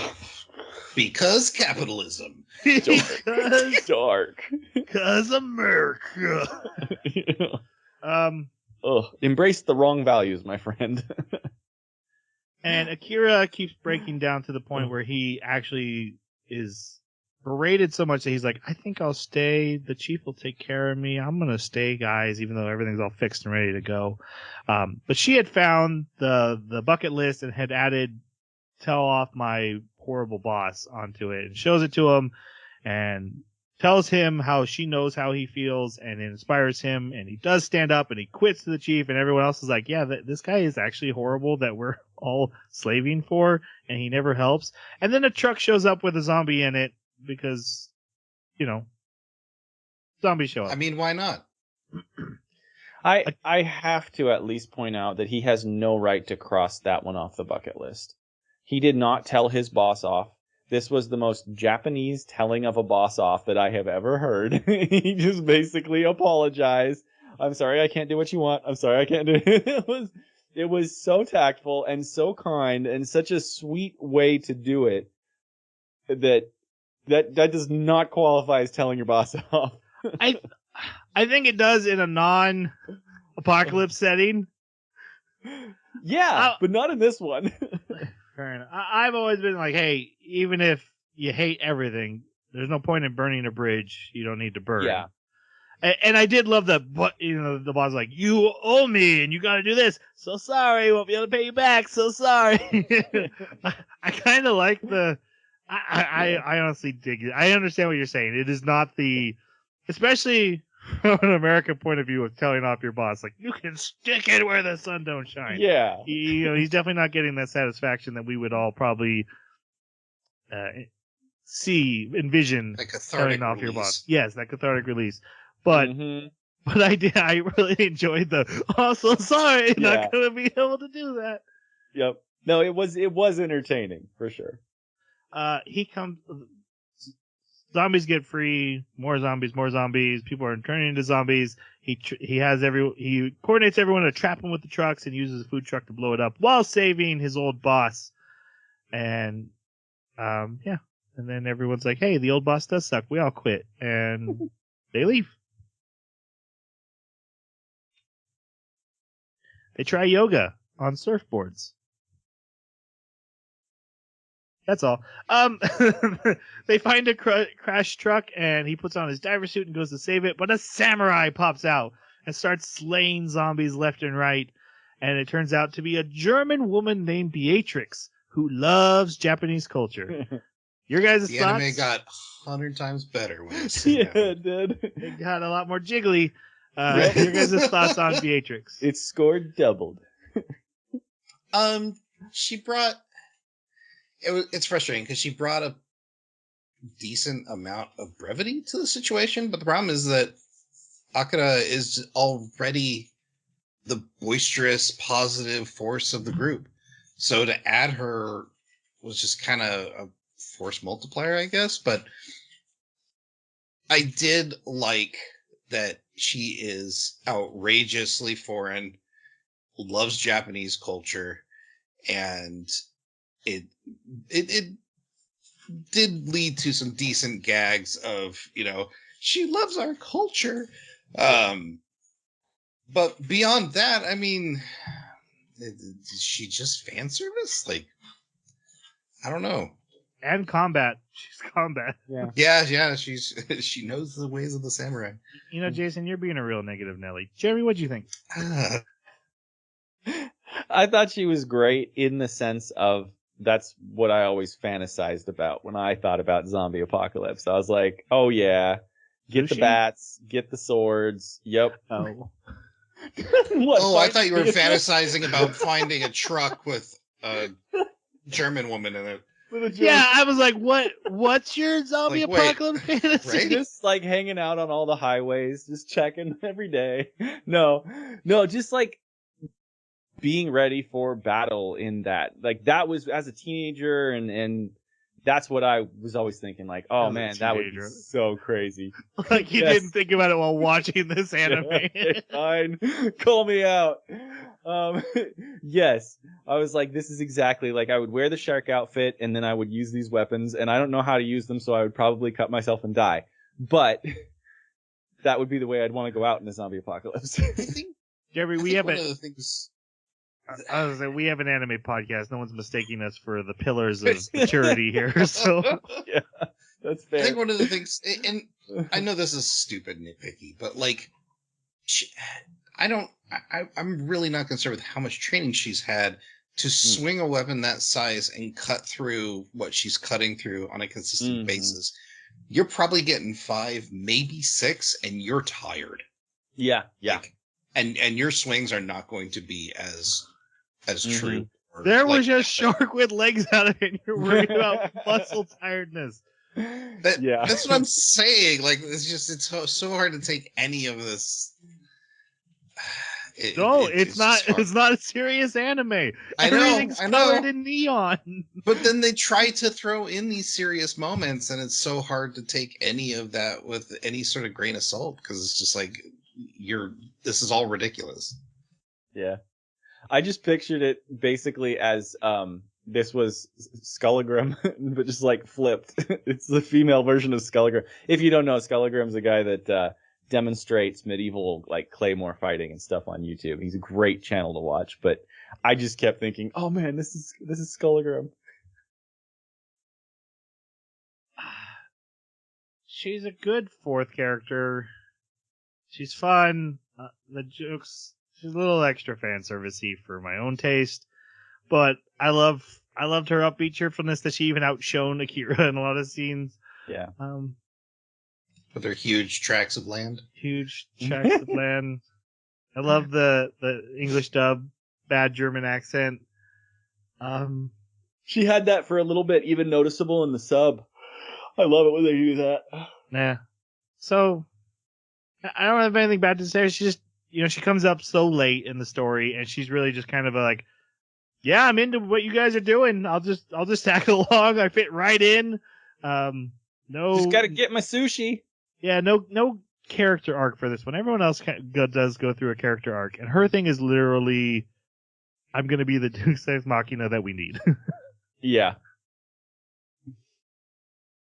They go. Oh yeah, so her whole thing is she has a bunch of fish because there's a sushi chef in the next town, Takasaki, that will make her unlimited sushi if she can deliver the fish to him. And they all agree to help, but of course there's a ton of zombies in the city, so Shizuka comes up with this plan to set them all on fire and burn the entire city down.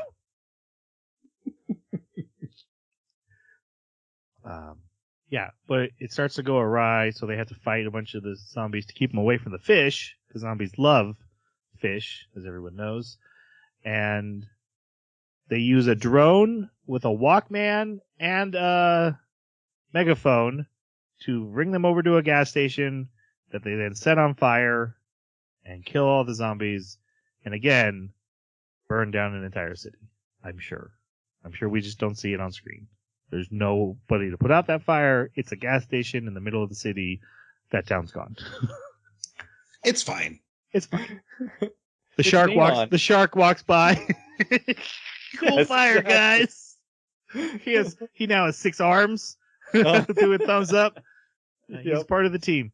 They go and they get the guy makes some sushi, and I think they had sashimi though. It still made me hungry. Yeah, I didn't see any seaweed. We don't need seaweed, but maybe you do. But yeah, sashimi is when it's just the fish on top of the ball of rice, right? And that was, Yeah, it's not the wrapped. right. Yeah, which Still, is delicious as well. Yes, made me Especially hungry. with wasabi. I always try, and I always hate it. How are you gonna survive the zombie apocalypse? You can't eat raw fish. Oh, if I had to, I could, but no joy. And I look forward to eating food I don't like. Yes. All right. They go to the hot springs. Can you guess what happens at the hot springs? It's a hot spring scene. It did surprise me a little bit when they wound up going to a different hot springs afterwards, and they did wind up doing a skinny dip, because I didn't expect that it would actually result in that. I'll just say, we'll just skip over most of the fact that everyone's being nude, even though they're like, not me nude, even though Kensho's wiener's been flopping around for Yeah, 20 days in a row. There's a nice scene where just Akira and Shizuka on opposite, they can't see each other, but they're both in the hot springs, and she's saying nice things and sharing with him. He's like, thanks for sharing. She's like, I hope when I fall in love, I can be with someone I can share with stuff like this. Clearly indicating they're falling in love. Hey, cool. This is as far as the relationship goes. Mm-hmm. Wasn't One thing I absolutely hated, is that they got into the hot springs, the guys did in the first hot springs, the men's hot springs, and they swam around, and I was thinking, zombies, there's zombies underwater, there's zombies underwater. I know there's zombies underwater. Why are you swimming? Why are you guys yelling? You're yelling again. Why are you yelling? But you're in a contaminated pool at this point. Oh, like God, that's an even better it's so point. gross. Yes. And so, like, when the zombies popped up after they'd already been swimming and arguing for at least a couple of minutes, I had to ask, well, why now? Why now zombies in the water? Why now zombies all over this town, like marching in uniform procession, still wearing their outfits all up and down the streets? Like, where were you all?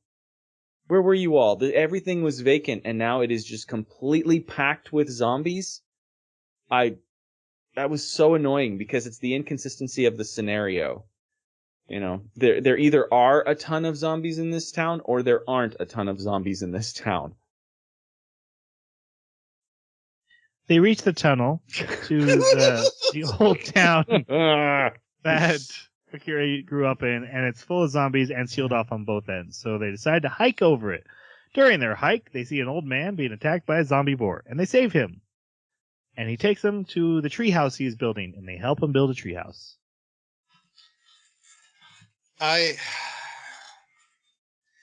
Why is the hike this long if they're able to see the other side of this tunnel that's blocked off?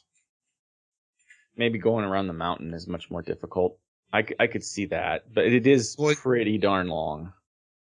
Like, yeah, their hike is like over. You don't know the topography. Quit acting like it's impossible. They'd have to go around. No, I'm not saying that they wouldn't have to go around. I'm saying, why did it take so long if the tunnel is only Didn't take long. They built the mile? treehouse and got to the village all on the same day. I guess that's true, but like the way they filmed it was as if it looked like Lord of the Rings going around the mines. We need a montage. We need a montage. Wasn't even that. They walked for like 10 minutes, ran into the old guy, built a treehouse, walked on one small path and a bridge, and they were there. Like, it wasn't. It was, yeah, they weren't going through the mines of Moria or anything. Maybe they just made it feel longer. I don't know. Maybe by this point, the show was just making everything feel longer. Maybe that's it. I'll be honest, the stopping for a treehouse when it's like, hey, we're almost to the village, but first, treehouse. Which it was a little touching. And it mattered. It mattered both as a I already lost the term. Chekhov's gun. Metaphor? And- Oh. And it works as so they do this multiple times. This is another one where they are building Akira into something big, and it's clear that like he's gonna be the savior of the world. That's the point of this story. And in this third episode, Kensho's like, "Oh, you saved the world." I was like, "Oh, he's gonna save the world. That's where this is going." You never see zombie stories never actually save the world. That's not done. So, and then, yeah, there's the scene where the guy's like, you gotta listen to the forest and the trees, and then you'll know how to build. And he's like, what about listening to people? Because then I could, empathy with everyone. They're clearly building him into a world savior. You'll hear a cacophony. And yes, the old man, having lost his family, which again is another zombie horror. Like he's like, I had to murder my own wife and child because they turned into zombies. But they do that to again reinforce to Akira, you need to go home, Akira. You need to see your family. Time, life is short. Don't waste time not looking at the people you love. They do this. They do this hardcore zombie thing, and it's all for this small character growth for Akira every time. There is no way they built what was left of that treehouse in one day. And The walked all that the slide distance. itself is insanely Yeah. complicated. And the guy slid down it naked, and I was like, no. Yeah. So much No, pain. they only had a floor. There's So many no way. splinters. The way they polished that and polyurethaned it or anything. Yeah. Well, he had a mat. I rewound. Did he? I was like, were you on a mat? Okay. He was on a mat. All right. But I wouldn't take the risk. Yeah, right. Years.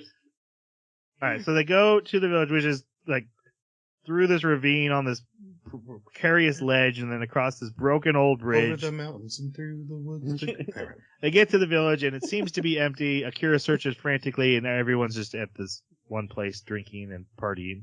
And his parents are there, and Akira immediately breaks down. Thank you, Mom and Dad, for taking care of me, and I owe you so much and everything you've Smack. done, and I'm so sorry. And his dad just Love it. punches him in the head.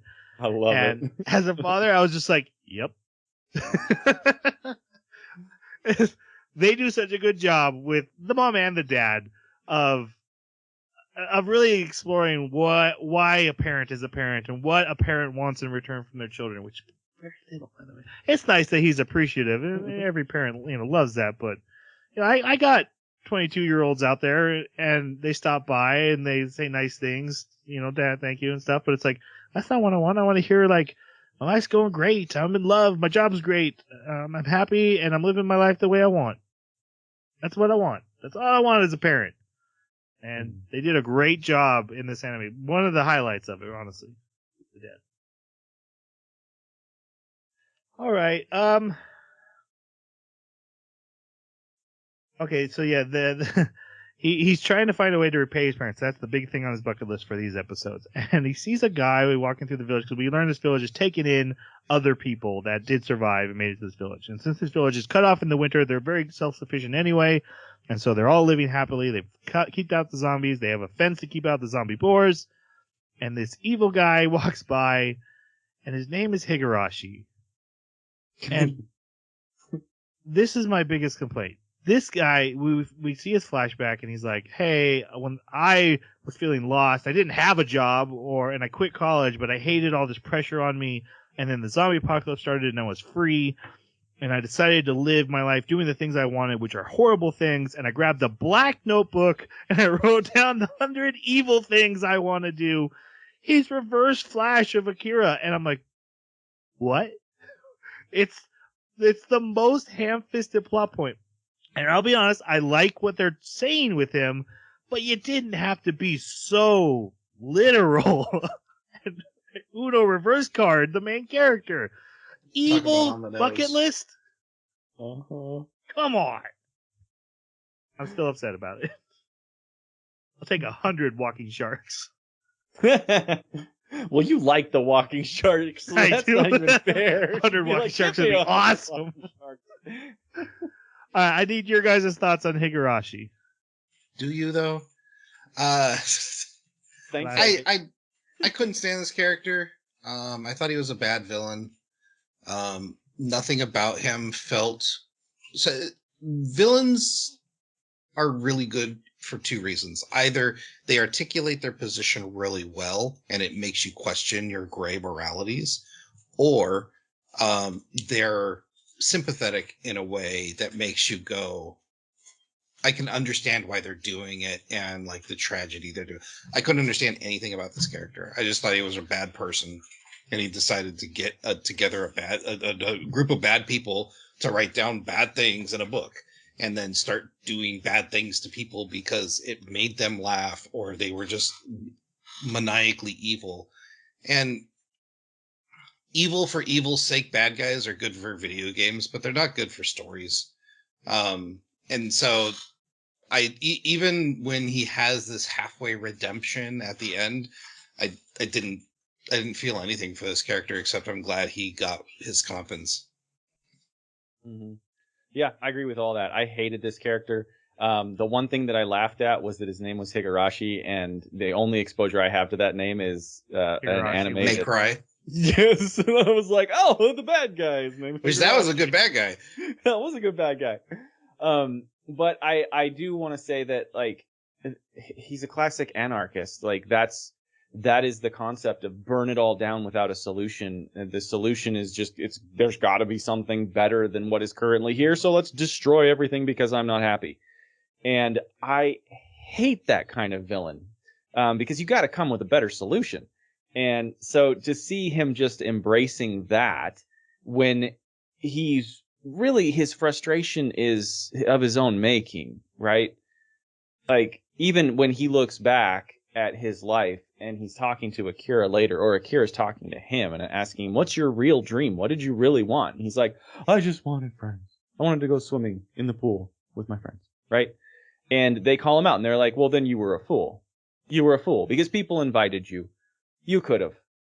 There was nothing, to me, I agree with you, Jason. There was nothing there that I latched onto as a redeemable or justifiable sympathetic reason for his behavior or his personality to be the way it was. He chose to be the way he was. He chose to let zombies come into this village with the purpose of infecting and killing everyone. He chose to use dynamite to blow their houses up so that they would be forced to be exposed to the zombies. He chose to try and force Akira out. You know, like all these horrible, horrible, irredeemable things. And he's not even asking forgiveness at the end. Like, he doesn't see that he did anything wrong at the end either. So, like, all of these characters to me were farcical. Like, they were so exaggerated and they came out of left field because we haven't seen people like this at all. The worst we've seen was the narcissist boss. And I guess you could say that it's perhaps a lower level, like building up to this. But since this character was supposed to be the reverse Flash to Akira, it's like they were saying this is the direction Akira could have gone if he was bitter about life. But to me, that's a bit of a stretch. So, yeah, that's my thoughts on him. I don't like him. I don't like any of the bad guys there. Okay. I've made myself clear how I feel about the list and the Reverse Flash choice in the plot. I stand by that. What they are doing with Higurashi, story-wise, theme-wise, and his three companions, I actually really like. Akira's story is one about the importance of self-care. It's not just living versus survival. It's you got to take care of yourself. You got to find happiness for yourself in the day-to-day things. You got to take those moments. Higurashi and his friends are showing the dark side of that very same attitude to a extreme. Higurashi especially is someone who has given into dark thoughts, and we saw at the very beginning Akira was starting to have his own dark thoughts. Higurashi is consumed with them, so that at the point where he is free, he doesn't let go of the dark thoughts. He embraces them, and that's what his list is. All the horrible things he wants to do because he doesn't, there's no repercussions anymore. I'm going to die anyway, so why don't I just blow up a building with dynamite? It doesn't matter if I kill people, everyone's dying, the world's over. I'm going to die. And I think Akira recognizes that. But also the biggest thing, the rhythm that really struck me is what the three friends or his 3 companions, and we see all of their little mini flashbacks. And every single one of them, in their own minds, is a victim that is owed. Mm-hmm. And Akira could very much have walked away from his situation in the beginning the same way. That corporation did horrible things to me, and I am owed. They need to fix this for me. I should be compensated. I should be rewarded for everything I did. He didn't.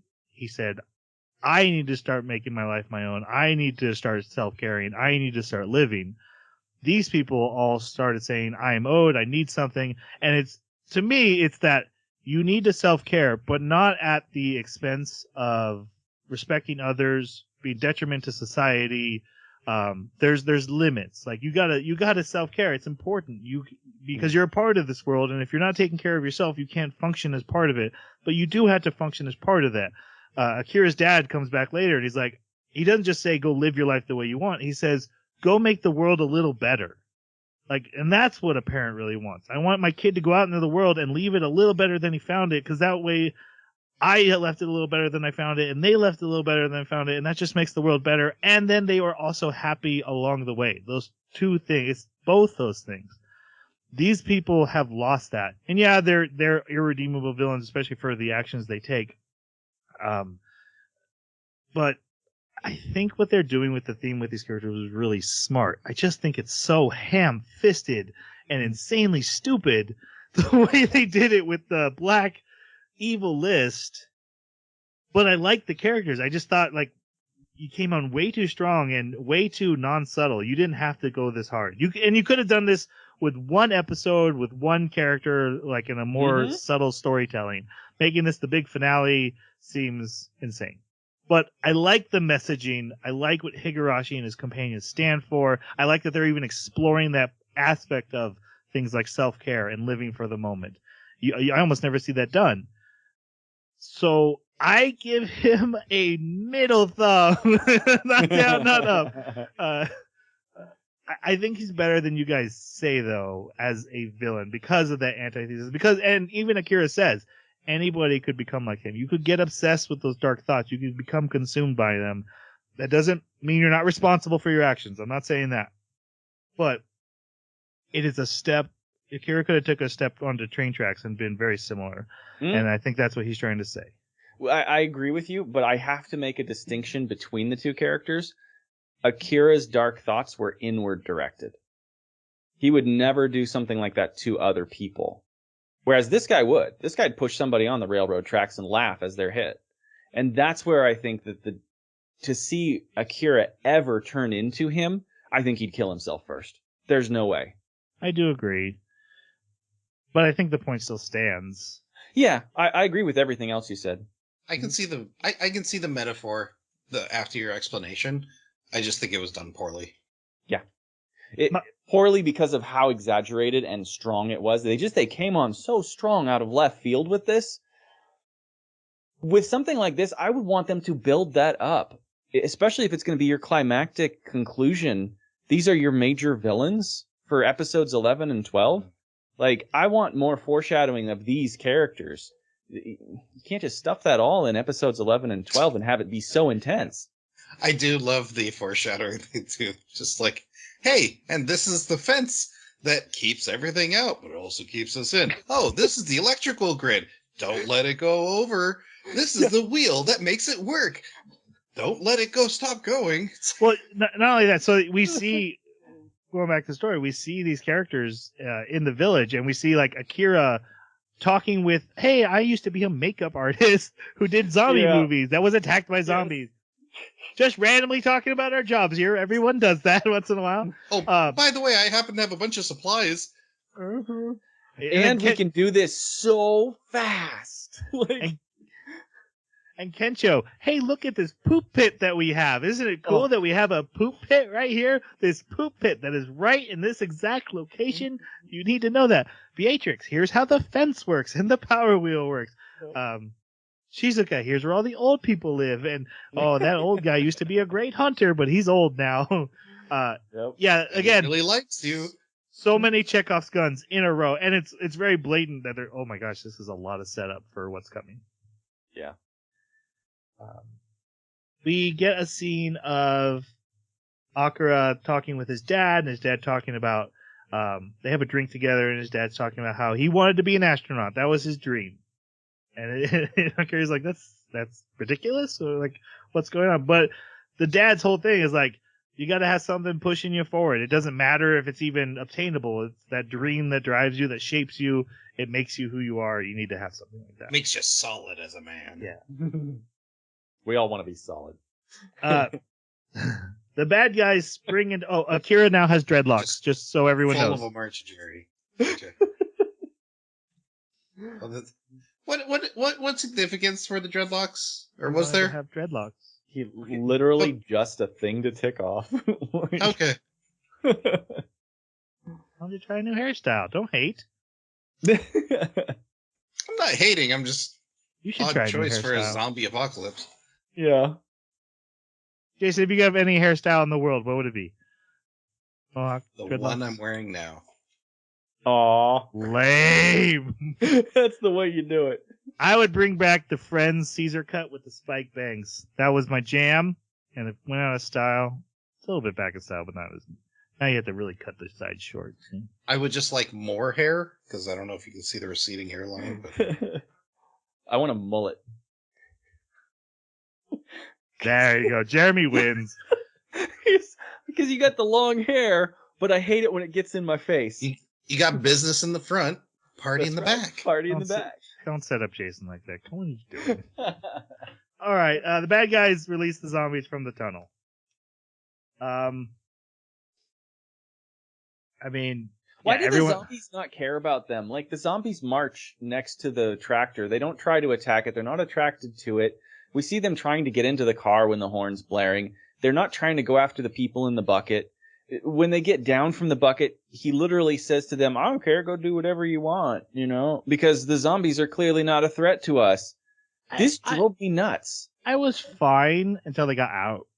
I was like, the bucket's way high. The zombies can't climb up. They're moving maybe at enough click that the zombies just aren't coordinated to climb up on it. The other guy's in a contained. But they can drive. Yeah, and we have runner zombies, but just not for these guys. They can drive if they were drivers. I'm just saying, you said they had enough coordination to keep doing the thing that they were doing. Okay, yes. If there was a zombie whose life was experience was climbing up onto moving tractors to climb up into the bucket, he would be able to get into the bucket. You're right. But luckily, that zombie, he got eaten by the shark. He was one of the swimmer guys. Yeah.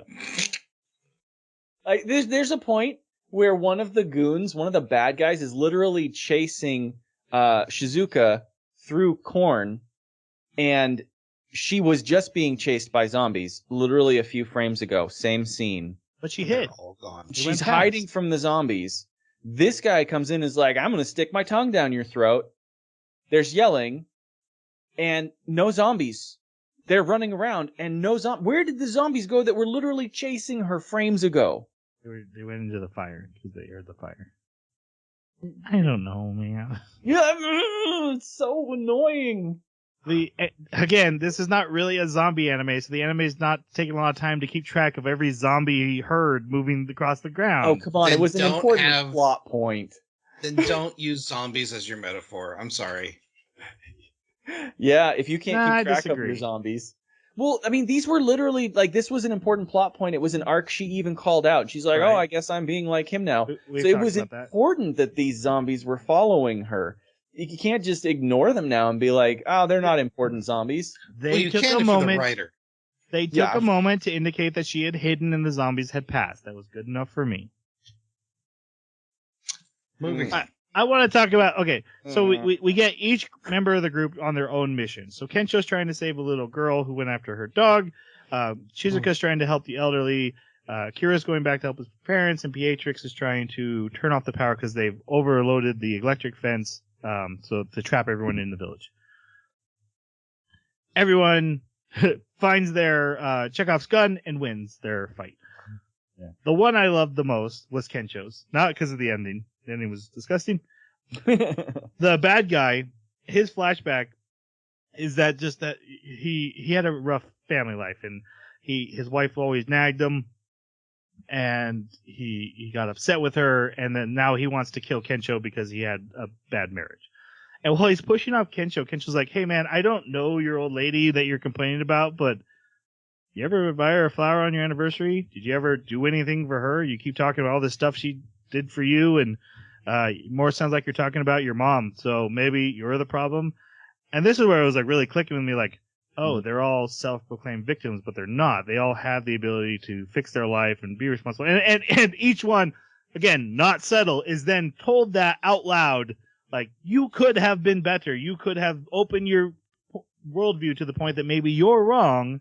And because there's the one lady who's, I'm always right. And she's always scolding everyone. No one liked her. And she's like, I was always right. And Beatrix beats her and is literally like, maybe you could have learned how to be wrong once in a while and your life would have been better. Shizuka guy is a pervert who thinks he's got bad luck, but then she statistically points out that luck is all about how many people you care about.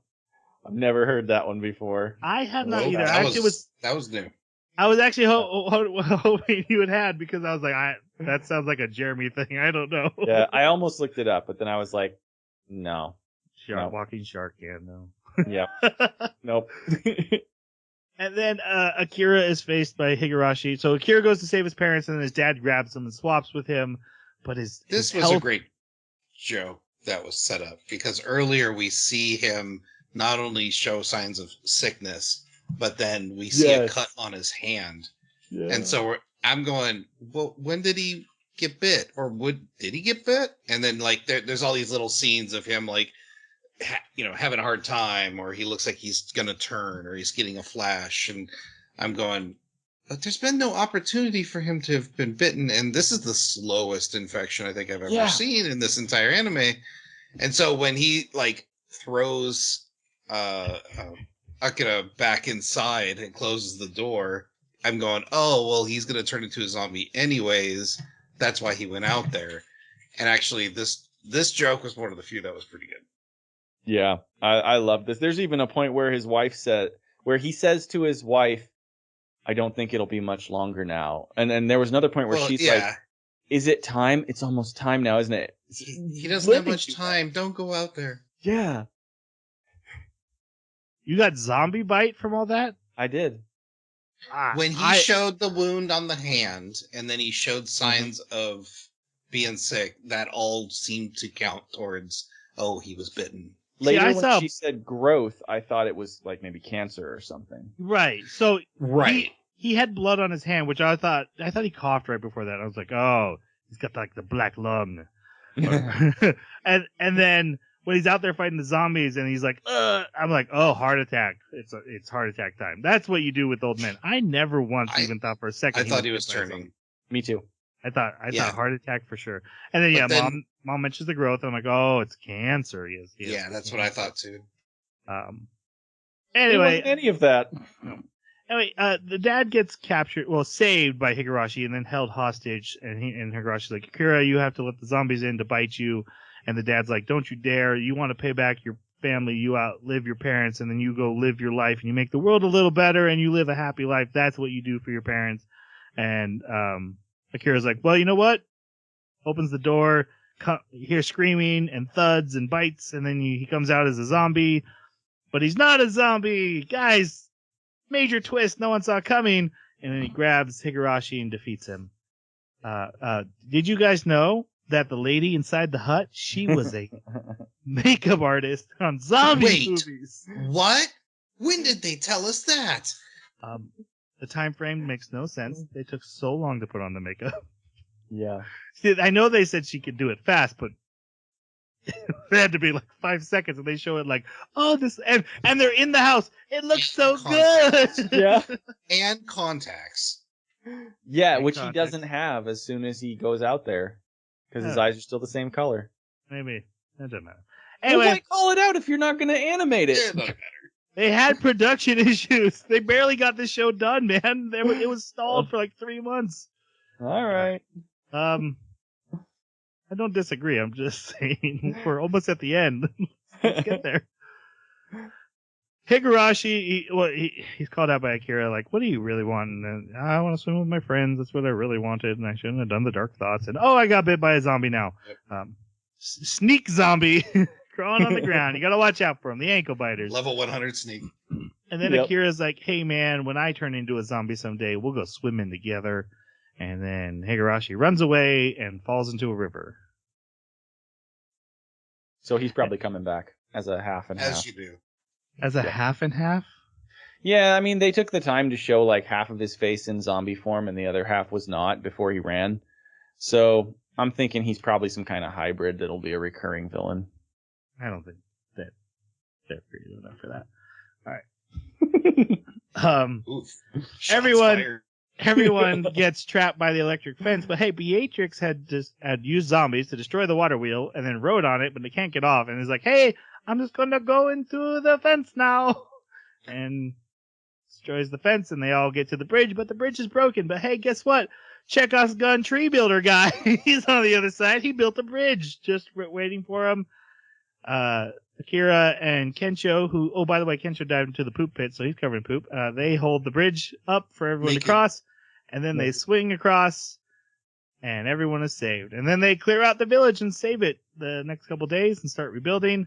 And then we get a scene of Akira sitting at his sick dad's bedside, and he's like, I think I'm going to have to stay and take care of the village and you, Mom. And the mom's like, yeah, because of your dad's hemorrhoids. He's like, what? And yeah, the dad has hemorrhoids, and there's no doctors to, if that gets infected, nothing they can do. And so Kira's like, you know what I'm actually gonna do? I'm gonna go cure the zombie virus, and then I'm gonna get a doctor to do dad's hemorrhoid surgery. And so they decide to leave the village, and his dad's like, you're gonna save the world? Great dream. Bye. Okay, the funniest part about this for me was the fact that his dad is literally laying there with a cold compress on his head and he's covered in sweat and everything. And so they start asking, well, what about these symptoms? What about these symptoms? And they've got an answer for every symptom. And for that one, they're just like, well, it gets really hot and he's old, so sometimes he breathes like that. It's like, Got the what? sleep apnea, man. What the heck? It just recontextualizes everything so good. That is my favorite joke in the whole anime. Look, as much as I've called out the anime and give compliments, I got to call out the scene right before the joke of the hemorrhoids. She walks in and is like, yeah, your dad's always like, is Akira here? Or has your Akira called? Or how's Akira doing? And he's like, I know it's been crazy since the zombie apocalypse. She's like, no, he's been doing that since the day you left for the city. And man, that got me. I got emotional. Again, 22-year-old daughters, they moved out. I ask my wife that question all the time, and I probably should ask them more often. That hit me. Anyway, so I just want to give compliments to, again, a really, really good dad-father stuff in this. Really bad villain and, I guess, zombie shark anatomy. Yes. They all say goodbye. Again, Kensho... The relationship with the little girl is like heartwarming, but also remembering that he likes to get naked as a way of like making people happy is creepy. Mm-hmm. And But they- offered to eat spaghetti with his butt in front of her. Yeah. Yep. And she even like that. Isn't that what she said when he's Yeah, leaving? she She runs wants him up. to do She's that. like, you can do that when you come back. And I'm like, I hope it's going to be in like 10 years. They leave on their journey, and Shizuka's like, okay, so if we're going to find the vaccine, we're going to have to go like to military bases or disease centers. And Akira's like, north. All good voyages head north. And then we see like a montage and they're just like sightseeing. But you know what? They're saving the world on their time, which I think goes with the general message of the anime. You'll get there. Just do it at your own pace. All right, guys, we reached the end of Zom 100. Let's go to our final reviews. Jeremy, will you please tell Jason we're ready for his final review? Jason, if you are prepared, Troy has given you permission to provide your. Oh, thanks. your review. Jeremy, that's weird, Jeremy. Could you ask Troy who picked this anime? Doesn't the person that picked it go first? Just let me know what he thinks. I never go first. Oh, I didn't get a chance Okay, to I'll ask. go first then. I came into this podcast thinking that I was probably going to give it a 3, middle of the road, because, it's dumb fun. The jokes weren't great, but, it's just, the animation's really good. This is a 2. Like, all the story beats don't make sense. I didn't find the comedy good. and it's got a good couple highlights, but like I just didn't enjoy myself. That's where I'm at. Yeah, I'm right there with you. I thought there was going to be a lot better stuff here. I think there's a lot of potential here. And I wonder how much of it is the production issues that they ran into. I don't know any details about them. But yeah, it's a 2 for me as well. I'm going solid 3. I think it's a very middle of the road. I don't think it's bad. I don't think it's anywhere near as bad as these guys think it is. But I also am not here to sing its praises and say it's the anime of the year or anything like that. It's very middle of the road. It did some really good things really good. It made a really stupid choice at the ending. But the themes are great. Characters are great. Art is great. There's a lot to like here for those who are enjoying it. I can see why they would. It's just not for me. I'm probably not going to watch season 2 if I'm being 100% honest. And just a quick thought on production. Like, I understand that there's deadlines, and I understand there's investors, and I understand that there's, like, money involved. However, you know, one thing that we can learn from a lot of video games as of recent, don't release your product till you're ready. I mean, that's really what it needs to come down to. Because if your product's not ready, it's not going to be received well. Well, technically they didn't, because anime are made on a week-to-week basis. It's not like they make all 12 episodes and then release. Right. They do week-to-week, and then when they couldn't get done, so about their production thing, they stopped making it. Whereas, like, everyone talked about Jujutsu Kaisen Season 2 and how they were pushing themselves. It would have been a little hypocritical for this show to, like, overwork their workers when the theme is don't do that. So point. They paused and they finished. So I don't know what the production issues actually show, because we waited a long time for this to finish. So they kind of did, but again, I don't know enough about the background issues to say what was affected. Clearly the OP was, affected. So I had to imagine some scenes, or, there were some issues that showed up. But to your point, again, anime are a week-to-week release. They're literally making them and then sending them out to be released that day with art. And they did take a break. Yeah, maybe I just don't know enough. But yeah. Actually, a lot of this I learned from the Jujutsu Kaisen drama for season 2, because they had animators who were like tweeting about like, I'm so sorry. We were so rushed. It was like a perfect, immaculate episode. And the animator's like, I'm so sorry. Because apparently there's like one frame where something's missing or something was off. But yeah, apparently it was kind of a hellish production to get that. You shouldn't feel bad. It was pretty good. It was. I don't think any animator has anything to feel bad about. And thank you, Jeremy. Kung Fu Bunnies? Yeah, I don't think they have anything to apologize about. Hot take, Jeremy. Hot take. It's coming back. All right. Our next anime. Our first young lady anime. Yay! I can't wait. I can't wait for someone to be like, guys, this is like your third. What are you talking about? I know. The most heretical last boss queen, from Villainess to Savior. So we'll be discussing that in 2-ish weeks, depending on how I get editing done. And I don't want to overwork myself. Yeah. I think it's time for us to say goodbye. Thanks for listening. I'd rather be eaten by zombies. Jeremy, will you tell everyone I said sayonara? Troy says bye.